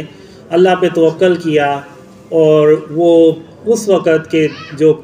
قحط زیادہ جو علاقہ تھا، جو قحط پڑا ہوا تھا، اس سے وہ باہر نکل آئے۔ تو آج پاکستان کی بھی آپ حالت دیکھیں، حالات دیکھیں، آپ کو بالکل ویسے ہی ایسے لگے گا جیسے پتہ نہیں پاکستان میں جو ہے نا وہ کوئی قحط پڑا ہوا ہے۔ اگر آپ، ظاہر سی بات ہے، اگر کھانے پینے کی پرائسز اتنی ہائی چلی گئی ہوئی ہیں، اتنی اوپر چلی گئی ہیں، تو وہ تبھی ہوتا ہے جب کسی ملک میں اللہ معاف کرے وہ کوئی قحط کی صورتحال پیدا ہو جائے۔ تو اگر آج ہم نے اس سے نکلنا ہے تو آج ہم نے اللہ سے توبہ کرنی ہے اور شرک اور اس کی اقسام سے توبہ کرنی ہے اور اللہ کو راضی کرنا ہے، تبھی اس ملک میں خوشحالی آئے گی اور عمران خان تبھی کامیاب ہو سکیں گے جب وہ اللہ سے توبہ کریں گے۔ اب یہ جو یوسف علیہ السلام کی بات کرتے ہیں کہ ان کو بھی تو سجدہ کیا گیا تھا، پہلی بات تو یہ کہ وہ ہماری شریعت نہیں ہے۔ جب خاتم النبیین محمد صلی اللہ علیہ وسلم آگے تو پچھلی ساری شریعتیں جو ہیں نا وہ ختم ہو جاتی ہیں، تو ہم نے صرف محمد صلی اللہ علیہ وسلم کی شریعت کو فالو کرنا ہے، ہم نے کسی اور کی شریعت کو فالو نہیں کرنا۔ اور رہی بات یوسف علیہ السلام کی، تو وہ اللہ کے نبی ہیں، تو اور وہ اللہ نے سند اتاری ہے اس چیز کی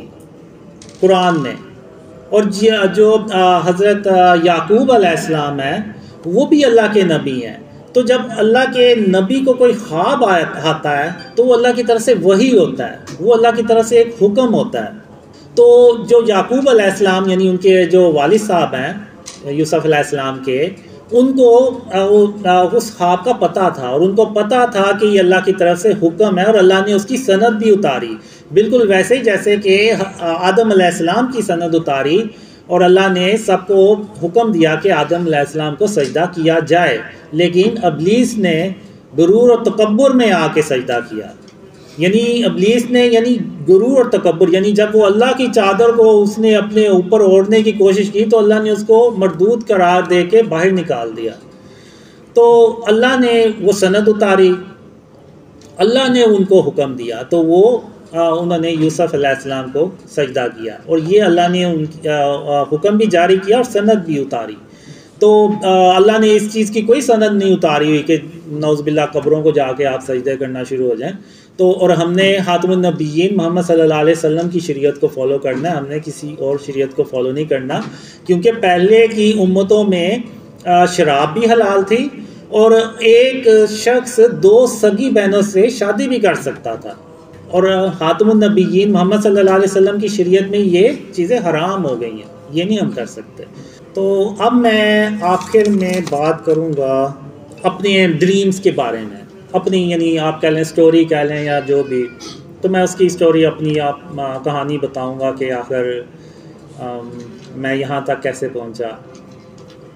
تو 2006 میں نا مجھے پتہ چلا، اللہ نے مجھے خوابوں کے ذریعے سے بتایا کہ قاسم تم سیدھے رستے پہ نہیں جا رہے، تو اللہ نے پھر یعنی کافی میں نے اللہ کو راضی کرنے کی کوشش کی، تو اللہ نہیں تھا اور راضی۔ تو ان اندھیروں میں یعنی جب مجھے اپنی فکر پار گئی کہ جب اللہ کو میں نہ راضی کر سکا تو میری نہ دنیا ہے پھر نہ آخرت ہے، پھر میں گیا۔ تو میں نے بہت کوشش کی، مجھے کوئی رستہ نہیں تھا نظر آ رہا کہ میں اللہ کو کیسے راضی کروں۔ تو ان اندھیروں میں مجھے بیٹھے بیٹھے اچانک ایک خیال آیا،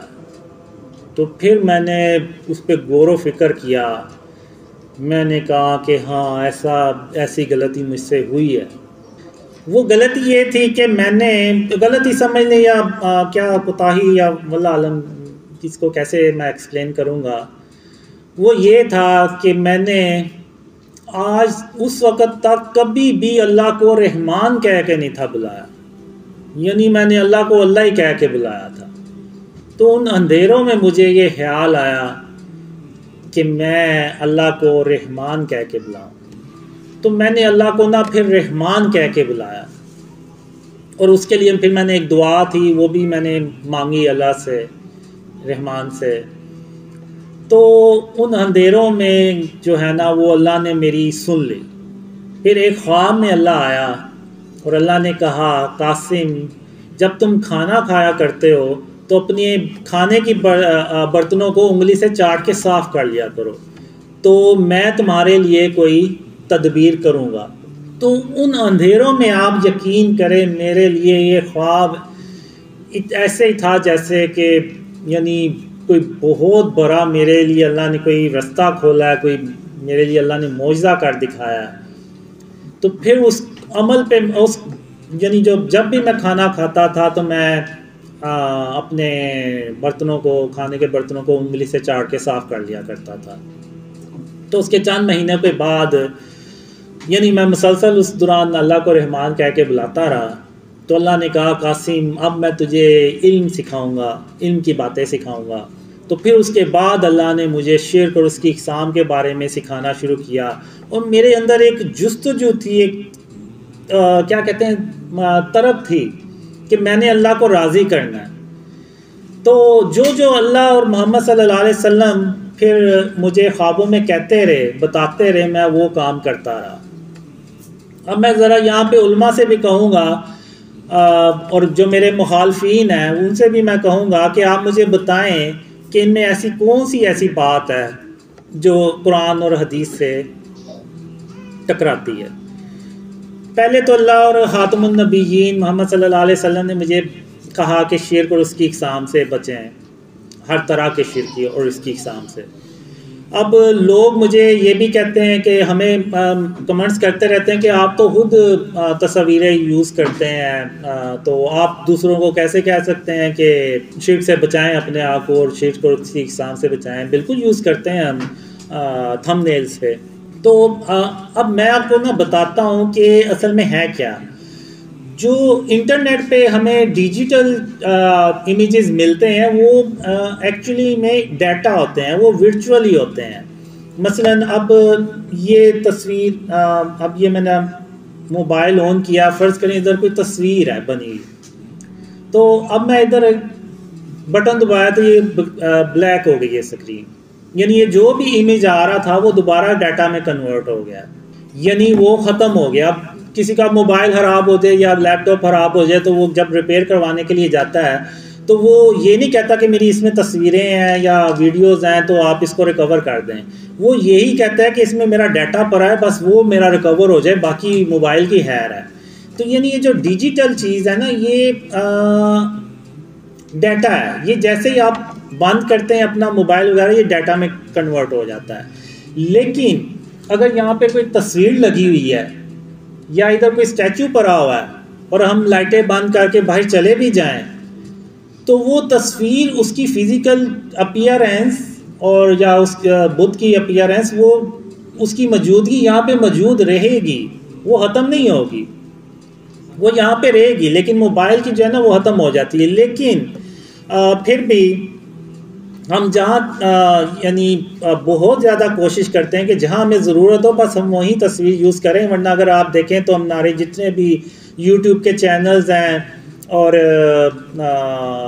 انسٹاگرام کے ہیں اور دوسرے اگر آپ دیکھیں تو ٹک ٹاک کے جو اکاؤنٹس ہیں، وہاں پہ ہم نے یا تو وہ قرآنی آیت لگائی ہوئی ہے کوئی، یا پھر وہ کوئی نیچرل کوئی نیچر کی تصویر لگی ہوئی ہے، تو ادھر بھی ہم جتنی ہوتا ہے کوشش کرتے ہیں۔ اور اصل میں ہمارا مقصد یہ ہوتا ہے تصویر لگانے کا، ظاہر سی بات ہے کہ بتانے کے لیے کہ یہ بندہ ہے، اس کو خواب آتے ہیں، اور اس کے خوابوں میں جو سب سے اہم پیغام ہے وہ یہ ہے کہ شرک اور اس کی اقسام سے اپنے آپ کو بچائیں۔ بالکل اسی طرح جیسے اگر آپ دیکھیں تو ابراہیم علیہ السلام نے سارے بتوں کو توڑ دیا لیکن ایک بڑا بت چھوڑ دیا، کیونکہ اس کو یعنی دکھانا تھا کہ کافروں کو دکھانا تھا کہ یہ دیکھیں آپ کے جو بڑا بت ہے اس کو سارا پتہ ہوگا، آپ اس سے پوچھیں۔ تو یعنی ان کو ضرورت تھی تو اس بت کو نہیں توڑا۔ تو اسی طرح اللہ نے یہ بھی خوابوں میں بتایا ہے کہ جہاں پہ ضرورت ہو، جہاں پہ ریاست کا قانون ہو، اب ریاست کا قانون ہے کہ نوٹوں پہ تصویریں ہوں گی تو وہ ہماری جیبوں میں بھی پڑے ہوتے ہیں اور ہم نماز بھی پڑھتے ہیں، کیا کریں، اب ہمیں اس کی ضرورت پڑتی ہے، چیزیں خریدنی ہوتی ہیں۔ تو جو نوٹ ہے نا وہ ریاست کا قانون ہے، آئی ڈی کارڈ پہ تصویر ہے وہ بھی ریاست کا قانون ہے، ڈرائیونگ لائسنس ہے تو اس پہ بھی ریاست کا قانون ہے، اور جگہ جگہ جہاں بھی ریاست کا قانون لاگو ہوتا ہے، یعنی جہاں بھی انہوں نے فرض کیا ہوا ہے، وہ ضروری کیا ہوا ہے، وہاں پہ وہ تصویریں ہوتی ہیں، تو وہاں پہ وہ جائز ہے۔ اب کسی کا رزق جڑا ہوا ہے، اب یعنی کوئی فوٹوگرافر ہے، اب اس کا رزق ہی وہ یہ ہے کہ وہ تصویریں بنائے گا تو وہ رزق کمائے گا۔ اب یہ تو نہیں ہو سکتا کہ وہ اس کو کہیں گے جی تم اپنا بزنس ختم کرو، اللہ معاف کرے اس کو کوئی بندوق پکڑا دیں یا وہ بھیک مانگنا شروع ہو جائے، ایسے نہیں، بالکل نہیں ہے۔ وہ اس کام کو جاری رکھ سکتا ہے۔ فرض کریں اس نے اپنے فوٹوگرافر نے تصویریں لگائی ہیں، کوئی 15-20 تصویریں لگائی ہوئی ہیں دیوار کے اوپر جو ویزیبل رہتی ہے، ایون وہ دکان بھی بند کر کے چلا جائے گا تو وہ تصویریں وہیں پہ رہیں گی، تو اس کی جگہ وہ یہ کر سکتا ہے کہ وہ کوئی البم بنا لے اور اس میں وہ تصویر رکھیں اور البم کو بند رکھے۔ کوئی کسٹمر آیا تو وہ اس کو البم کھول کے تو دکھا دے کہ یہ میری یہ کریشنز ہے، آپ کو ایسی تصاویریں ملیں گی۔ تو یعنی جہاں جتنا ہو سکتا ہے اس کو بھی وہ ادھر وہاں پہ احتیاط کرنی ہے، اپنے آپ کو یعنی اس سے بچانا ہے شرک اور اس کی اقسام سے۔ اور چونکہ وہ اس کا رزق بھی ہے، اور جہاں پہ صحت کا معاملہ آ جائے، ظاہر سی بات ہے کچھ آپ میڈیکل پروڈکٹس دیکھیں گے تو اس میں بھی تصویریں بنی ہوتی ہیں، تو وہ بھی ضرورت ہوتی ہے، ظاہر سی بات ہے دوائیں کھانی ہوتی ہیں، تو وہ وہاں بھی الاؤ ہے۔ تو اب چونکہ ہمیں ضرورت ہے تو ہم یہ یوز کرتے ہیں۔ جب ہمارے یہ ڈریمز پھیل جائیں گے، جب یہ پیغام پوری امت کو پہنچ جائے گا کہ ہم نے شرک اور اس کی اقسام کو اپنے آپ سے بچانا ہے، کیونکہ اگر آپ دیکھیں تو سمپل سے ٹائٹل تھم نیلز بنا دیں، ان کو کوئی دیکھتا بھی نہیں ہے، تو وہ پھر اس لیے بھی وہ تصاویر ہم یوز کرتے ہیں، لیکن اس کو ہم ایک لمٹ میں رکھا ہوا ہے، اور اس کو جب ہمیں ضرورت نہیں ہوگی ہم ہٹا دیں گے۔ تو یہ چیز اللہ نے مجھے یعنی ڈریمز میں دکھائی، اور اللہ نے ایک خواب میں مجھے یہ بتایا کہ قاسم اگر تم نے بھی تصویروں کو ہی دیکھنا ہے تو ہندو بھی تو تصویریں ہی دیکھتے ہیں، تو تم میں اور ان میں فرق ہی کیا رہ جاتا ہے پھر؟ تو یعنی اللہ نے مجھے یہاں تک بتایا، تو اس لیے دیواروں پہ بھی تصویریں لگانا جو ہے نا وہ ٹھیک نہیں ہے، وہ بھی فارم آف شرک ہے۔ اب بچوں کے کھلونے ہیں تو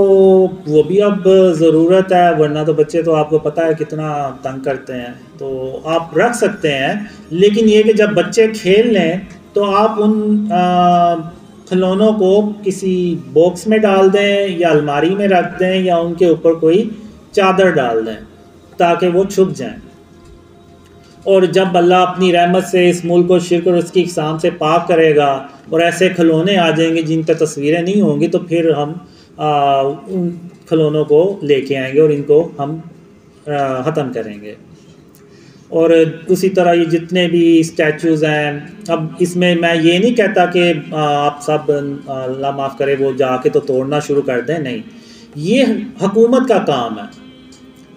حکومت کا کام ہے کہ وہ ان ہاؤسنگ سوسائٹیز کو پابند کرے کہ وہ ان مجسموں کو ختم کریں اور کسی ہاؤسنگ سوسائٹی کو الاؤ نہ کرے کہ وہ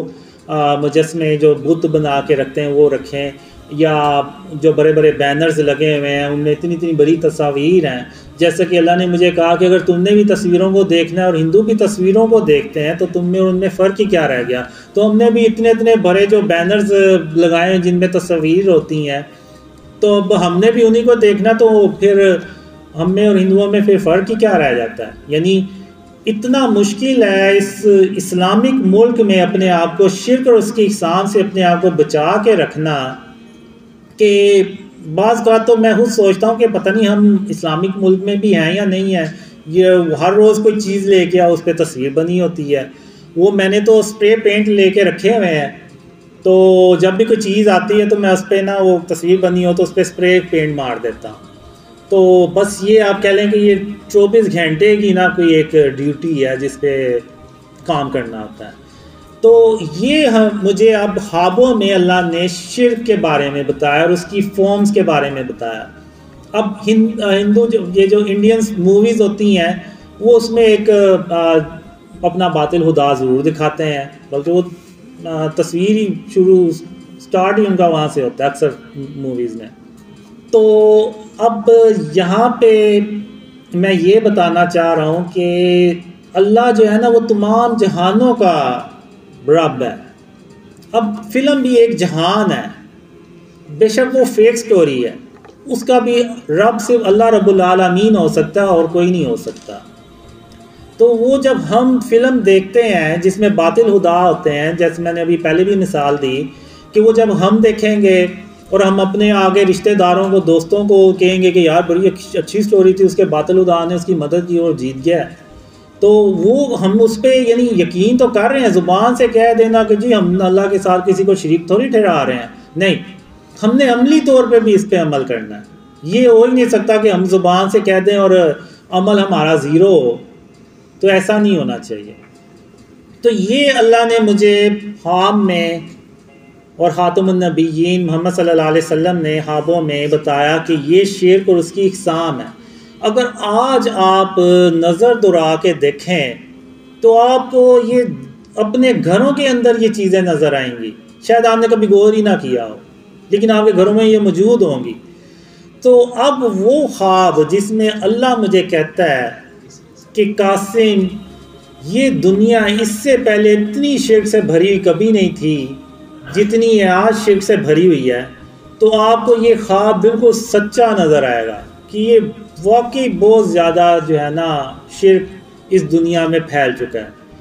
خاص طور پہ مسلم کنٹریز ہیں. اب یہ جو ناصر آئے ہیں یو کے سے،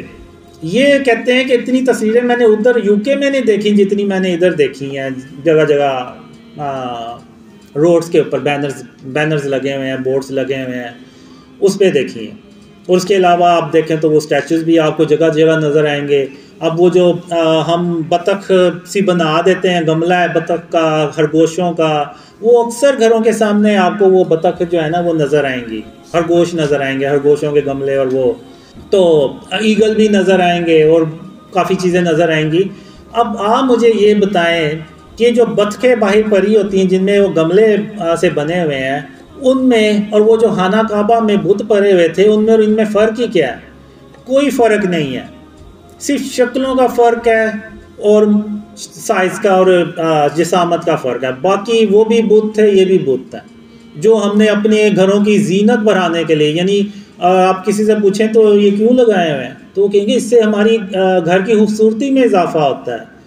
ہمارے گھروں کی زینت میں اضافہ ہوتا ہے. بالکل ویسے کہ وہ جیسے پچھلے کافر لوگ ابھی بھی کہتے ہیں، جنہوں نے اپنے رکھے ہوتے ہیں کافروں نے، وہ کہتے ہیں کہ یہ ہمارے لیے فائدہ مند ہے، یعنی یہ ہمیں نفع پہنچاتے ہیں، فائدہ ہوتا ہے ہمیں ان سے. تو اسی طرح ہم بھی وہ کہتے ہیں کہ جی اس سے تو ہماری گھروں کی زینت بڑھتی ہے، ہمیں اس سے فائدہ ہے. تو یعنی اگر آپ دیکھیں تو وہ کافروں سے ملتے جلتے ہی ہمارے وہ ریاکشنز اور باتیں ہوتی ہیں، لیکن ہم نے سوچنا ہی نہیں ہے، کبھی سمجھنا ہی نہیں ہے کہ محمد صلی اللہ علیہ وسلم کی جو سنت ہے وہ بتوں کو اور تصویروں کو ختم کرنے کی سنت ہے. اب یہ شرک اور اس کی اقسام ہے. اب آپ مجھے بتائیں کہ اس میں قرآن اور حدیث سے کیا چیز ٹکرا رہی ہے؟ کچھ بھی نہیں ٹکرا رہی. اور یہ جو ڈریم ہے یہ پوری امت کے لیے حجت ہے. آج یہ جو تصویریں جتنے مرضی آپ علماء سے پوچھ لیں وہ اس بات پہ متفق ہوں گے کہ جو تصویریں جگہ جگہ لگی ہوئی ہیں، یہ جو مجسمے جگہ جگہ پڑے ہوئے ہیں، یہ نہیں ہونے چاہیے. اسلام میں یہ الاؤڈ نہیں ہے. تو آپ مجھے بتائیں اس میں کیا غلط بات ہے؟ اب اللہ نے مجھے ایک ڈریم میں بتایا کہ قاسم اپنے اندر سے غرور اور تکبر کو ختم کرو. تو اب آپ مجھے یہ بتائیں کہ اس میں کیا غلط بات ہے؟ یہ تو اللہ نے قرآن میں بھی ارشاد فرمایا ہوا ہے، محمد صلی اللہ علیہ وسلم نے بھی فرمایا ہوا ہے غرور اور تکبر کے بارے میں. پھر ایک ڈریم میں اللہ نے رسول اللہ صلی اللہ علیہ وسلم نے مجھے فرمایا کہ قاسم اللہ کی صبح و شام تعریف اور اس کی تسبیح کیا کرو. تو آپ مجھے بتائیں اس میں کیا غلط بات ہے؟ یہ تو قرآن میں اللہ نے جگہ جگہ ارشاد فرمایا ہوا ہے کہ اللہ کی تعریف اور اس کی تسبیح کیا کرو. اور ابھی یہ جو میرے سے محسن نے بات کی تھی کہ یہ جو کرسیوں کی بات کی تھی، تو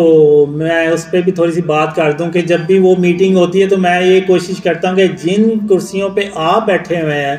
میں بھی ان کرسی پہ بیٹھوں. میرے لیے یعنی کوئی اسپیشل کرسی نہ ہو. اس کی وجہ ایک یہ ہے، ایک ڈریم میں مجھے یعنی ایسے ہی میٹنگ سی ہوتی ہے، ساری ایک جیسی کرسی ہوتی ہیں، لیکن جو میرے لیے انہوں نے سلیکٹ کی ہوتی ہے وہ ان کرسیوں سے زیادہ لگژری ہوتی ہے، زیادہ اچھی ہوتی ہے. تو مجھے یہ کہتے ہیں وہ لوگ کہ آپ اس پہ بیٹھیں، ہم نے آپ کے لیے یہ کرسی رکھی ہے. تو میں اس پہ نہیں بیٹھتا، میں اسی کرسی پہ بیٹھتا ہوں جس پہ باقی بیٹھے ہوتے ہیں. تو پھر خواب میں اللہ مجھے کہتا ہے قاسم تیری اسی سادگی کی وجہ سے محمد صلی اللہ علیہ وسلم تیرے خوابوں میں دوڑتے چلے آتے ہیں. تو اللہ نے مجھے یہ مثال دے کے تو بتایا. تو اب یہ سن کے مجھے اتنی خوشی ہوئی کہ محمد صلی اللہ علیہ وسلم یعنی خاتم النبیین، یعنی اللہ کے جو آخری رسول ہیں صلی اللہ علیہ وسلم، وہ اگر آپ لوگوں کو پتہ چلے کہ آپ لوگوں کے خوابوں میں وہ دوڑتے چلے آ رہے ہیں اور کس وجہ سے آ رہے ہیں، آپ کو یہ بھی اللہ بتا دے، تو آپ اس پہ کتنی سختی سے عمل کریں گے کہ یہ میں کچھ بھی ہو جائے یہ عمل میں نہیں چھوڑوں گا. کہیں ایسا نہ ہو کہ میں یہ عمل چھوڑ دوں اور میں بھی وہ لگژری کرسیوں پہ بیٹھنا شروع ہو جاؤں جس پہ آپ نہ بیٹھیں اور پتہ چلے جی خاتم النبیین محمد صلی اللہ علیہ وسلم اب میرے خوابوں میں نہیں آ رہے. تو اس سے بڑا اور میرے لیے کیا صدمہ ہو سکتا ہے؟ تو اس لیے میں کوشش یہی میں نے عرفان بھائی کو اسپیشلی اس ڈیوٹی پہ لگایا ہوا ہے کہ جو باقیوں کے لیے کرسی ہوگی وہی میرے لیے ہوگی. ایسا نہیں ہونا چاہیے کہ میں کسی اچھی کرسی پہ بیٹھا ہوں اور آپ کوئی دوسری کرسی پہ بیٹھیں. تو یہ اس میں آپ مجھے بتائیں کہ اس میں کیا یعنی غلط بات ہے جو اسلام یا قرآن اور حدیث سے ایسی کوئی بات ٹکراتی ہے. پھر ایک خواب میں اللہ نے مجھے بتایا کہ اپنے سینے سے کینے اور بغض کو ختم کرو. تو اب مثال اللہ نے جو خواب میں مجھے دکھائی نا وہ بڑی اللہ نے دکھائی کہ وہ جو ڈریم گرل تھی نا اس کے بارے میں اللہ نے مجھے کہا کہ اس کے یعنی تمہیں اس کے لیے بھی اپنے سینے میں کینہ اور بغض ذرا برابر بھی نہیں رکھنا. تو میں صبح اٹھا، میں نے اللہ سے کہا یا اللہ تم نے کوئی اور مثال دینی تھی، اس نے اتنے سال مجھے رگڑا لگایا ہے تو کوئی اور مثال دیتا تو میں یعنی بہت مشکل ہے کہ میں بھولوں کہ میرے ساتھ کیا ہوا کیا نہیں ہوا. لیکن پھر بھی میں نے کہا کہ نہیں اللہ میں نے اپنے آپ سے عہد کیا ہوا ہے. میں نے یعنی ایک خواب میں اللہ سے کہا تھا کہ یا اللہ بس مجھے تو ایک موقع دے دے، ایک موقع دے دے، اگر میں اب بھی اپنے آپ کو نہ سدھار سکا تو پھر تم مجھے بے شک چھوڑ دینا. تو وہ چیز پھر میرے ذہن میں آتی تھی اور میں نے کہا کہ نہیں اگر اللہ نے کہہ دیا کہ کینہ اور بغض نکالنا ہے اپنے سینے سے تو میں ہر حال میں انشاءاللہ اللہ کی مدد سے اپنے سینے سے کینے اور بغض کو نکالوں گا. تو اس میں کیا بری بات ہے؟ اب ایک خواب میں اللہ نے مجھے کہا کہ قاسم جب تم زمین پہ چلا کرو تو عاجزی سے چلا کرو اور یعنی سافٹلی چلا کرو کہ تم کوئی زمین کو پھاڑ تو نہیں دو گے. پھر اس کے بعد میں نے اپنی جو چلنے کا سٹائل ہے وہ بھی چینج کیا. اکثر لوگ ہوتے ہیں ایسے سینہ تان کے تو ایسے چلتے ہیں، تو اللہ کو وہ چال بالکل پسند نہیں ہے. تو آپ لوگوں نے اکثر دیکھا ہوگا کہ میں ایسے یعنی تھوڑا سر کو جھکا کے تو چلتا ہوں.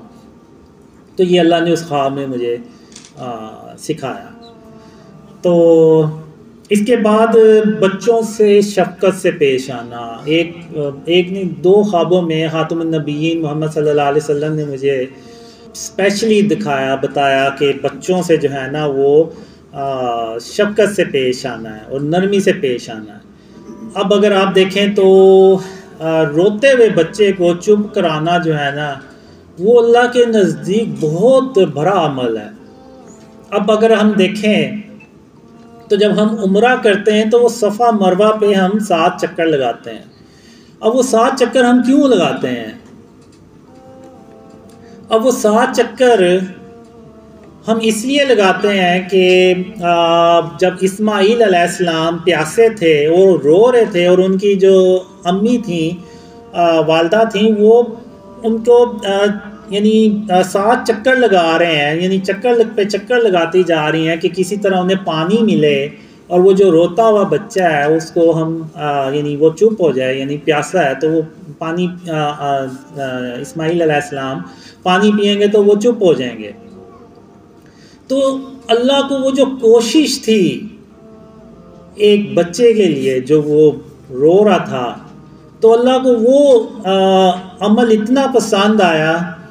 کہ قیامت تک کے مسلمانوں کے لیے اللہ نے وہ فرض کر دیا کہ جو عمرہ کرے گا وہ صفا مروہ پہ 7 چکر لگائے گا. تو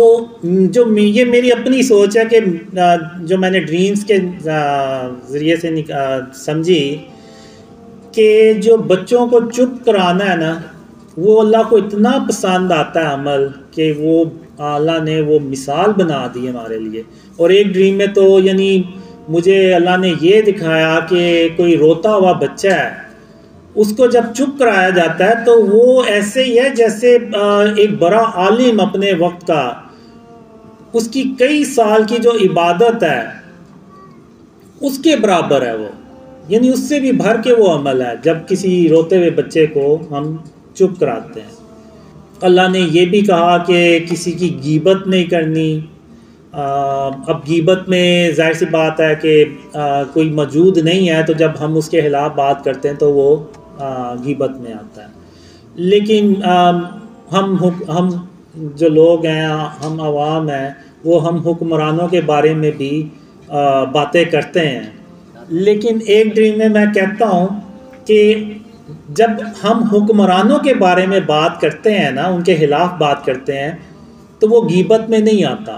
کیونکہ حکمرانوں کا فرض ہے کہ اپنی عوام کا خیال رکھیں. بالکل ویسے ہی جیسے حضرت عمر رضی تعالیٰ عنہ ایک رات کو جب گشت کر رہے تھے تو انہوں نے دیکھا کہ ایک عورت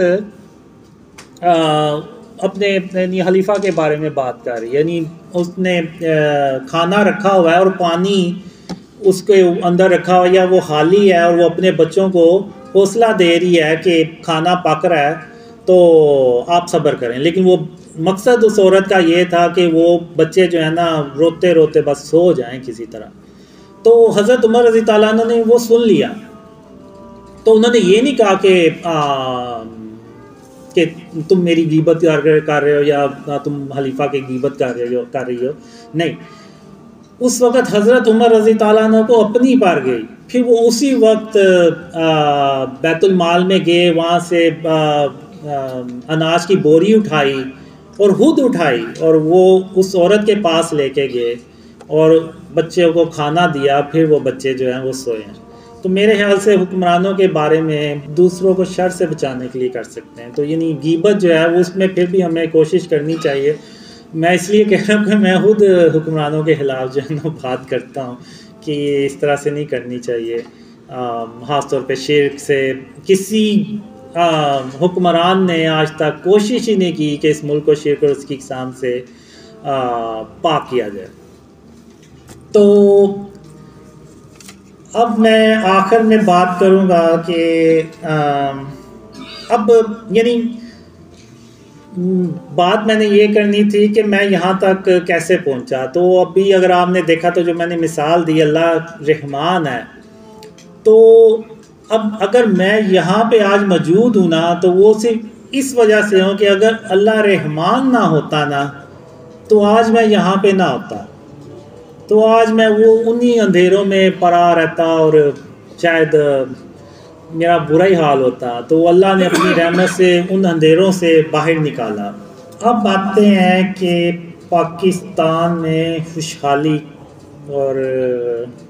اس سے متعلق جو مجھے ڈریمز آئے ہیں وہ کیا ہیں. اب کچھ ڈریمز ہیں، ایک دو ڈریمز ہیں، اس میں میں ایون عمران خان سے بھی یہ کہتا ہوں کہ اگر میرے خواب آپ کے بارے میں سچے ہوئے ہیں تو میرے وہ خواب جو پاکستان کی خوشحالی اور اسلام کی سربلندی سے متعلق آئے ہیں وہ بھی سچے ہوں گے. میں آپ کو کچھ ڈریمز شیئر کرتا ہوں کہ وہ ڈریمز کیا ہیں. اب ایک ڈریم میں یہ ہوتا ہے کہ میں نا دیکھتا ہوں کہ ایک سونے کی بھری سی دکان ہے، بہت بڑی ہے، اور اندر وہ سونا جو زیورات ہے وہ پڑے ہوئے ہیں اور دروازہ اس کا کھلا ہوا ہے. تو میں اس کو دیکھ کے حیران ہوتا ہوں، میں کہتا ہوں یہ پاکستان ہے اور یہ سونے کی دکان یہاں پہ کھلی ہوئی ہے، باہر گارڈ بھی نہیں بیٹھا ہوا اور یہ دروازہ بھی اس کا کھلا ہوا ہے، یہ چکر کیا ہے. تو میں پھر اندر جاتا ہوں تو واقعی ادھر سونا پڑا ہوتا ہے، تو مالک وہاں پہ نہیں ہوتا. پھر میں وہ ساتھ والی جو شاپ ہوتی ہے اس سے پوچھتا ہوں کہ یہ ساتھ والا جو شاپ کیپر جس کی دکان ہے وہ کدھر گیا ہے. تو وہ کہتا ہے کہ یہ اپنے کسی کام سے نا گھر میں گیا ہے، تو اور دکان اس کو وہ ایسے ہی کھلی چھوڑ گیا. تو میں بڑا حیران ہوتا ہوں، میں کہتا ہوں یہ کہ اللہ نے اس قوم کو ایسا کر دیا ہے اپنی رحمت سے کہ سونے کی دکان کھلی ہوئی ہے لیکن کوئی سونا لوٹنے ہی نہیں آ رہا، بلکہ میں دیکھتا ہوں دکان سے کے آگے سے لوگ گزر رہے ہیں اور وہ اس دکان کی طرف دیکھ بھی نہیں رہے. تو میں نے کہا یہ یعنی کیسے اللہ کی رحمتیں اور برکتیں اس ملک میں اتنی آ گئی ہیں. اور ایک دوسرے ڈریم میں دیکھتا ہوں کہ ہزاروں بھی نہیں، لاکھوں بھی نہیں، بلکہ کروڑوں روپیہ میں دیکھتا ہوں کہ سڑک کے ایک طرف پڑا ہوتا ہے اور لوگ گزر رہے ہوتے ہیں اور کوئی ان پیسوں کی طرف دیکھتا بھی نہیں ہے، نہ ان کو اٹھاتا ہے. ایون میں یہ دیکھتا ہوں کہ جو باہر ویسٹرن میڈیا ہے وہ اس کو رپورٹ کرتا ہے کہ پاکستان کی سڑکوں پہ کروڑوں روپیہ پڑا ہوا ہے لیکن اس کو اٹھانے والا کوئی نہیں ہے. تو یعنی وہ چیز بھی دیکھ کے میں حیران ہوتا ہوں کہ یہ اللہ نے اس قوم کا آخر ایسا کیا کر دیا ہے کہ کروڑوں روپیہ اس سڑکوں پہ پڑا ہوا ہے لیکن اس کو اٹھانے والا کوئی نہیں ہے. تو یہ سب اللہ کی رحمتیں اور برکتوں سے یہ ممکن ہوگا. اب میں آپ کو یہاں پہ نا ایک مثال بھی دینا چاہوں گا، اور وہ مثال یہ ہے کہ آج کہتے ہیں پاکستان میں آپ کسی بھی اکانومسٹ سے پوچھ لیں، وہ یہی کہے گا کہ پاکستان میں جو خوشحالی ہے نا وہ تو دور کی بات ہے، 20-25 سال لگ جائیں گے پاکستان کو صرف ٹریک پہ آنے کے لیے کہ ہم ترقی کی طرف چل پڑے ہیں. تو جتنے بھی آپ اکانومسٹ ہیں آپ ان سے پوچھ لیں، وہ سب کے سب یہی کہیں گے. اسی طرح آپ دنیا کے بہترین کمانڈرز لیں اور ان کو ٹائم ٹریول کروا کے تو پیچھے 1400 سال پیچھے لے جائیں کہ جس دن غزوہ بدر شروع ہونی تھی. آپ ان کمانڈرز کو بتائیں کہ یہ سچویشن ہے، ایک طرف یہ 313 لوگ ہیں جن میں اکثریت نے کبھی جنگ ہی نہیں لڑی اور اکثر کے پاس تو لکڑی کے ڈنڈے ہیں، اور دوسری طرف طاقتور ترین کافروں کی فوج ہے جو ہر طرح سے جنگی مہارت بھی رکھتی ہے اور ان کی تعداد بھی 1000 ہے اور ان کے پاس جدید اس دور کا اسلحہ بھی ہے. تو آپ ان کمانڈر سے پوچھیں کہ آپ بتائیں ان میں سے کون جنگ جیتے گا، تو وہ سارے یہ کہیں گے کہ یہ جو کافروں کی فوج ہے وہ جیت جائے گی کیونکہ وہ ہر طرح سے بھاری ہے. لیکن ایک اللہ کی مدد ہے جو ان کافروں کے ساتھ تو نہیں تھی لیکن ان مسلمانوں کے ساتھ تھی. اور وہ مسلمانوں کے ساتھ کیوں تھی؟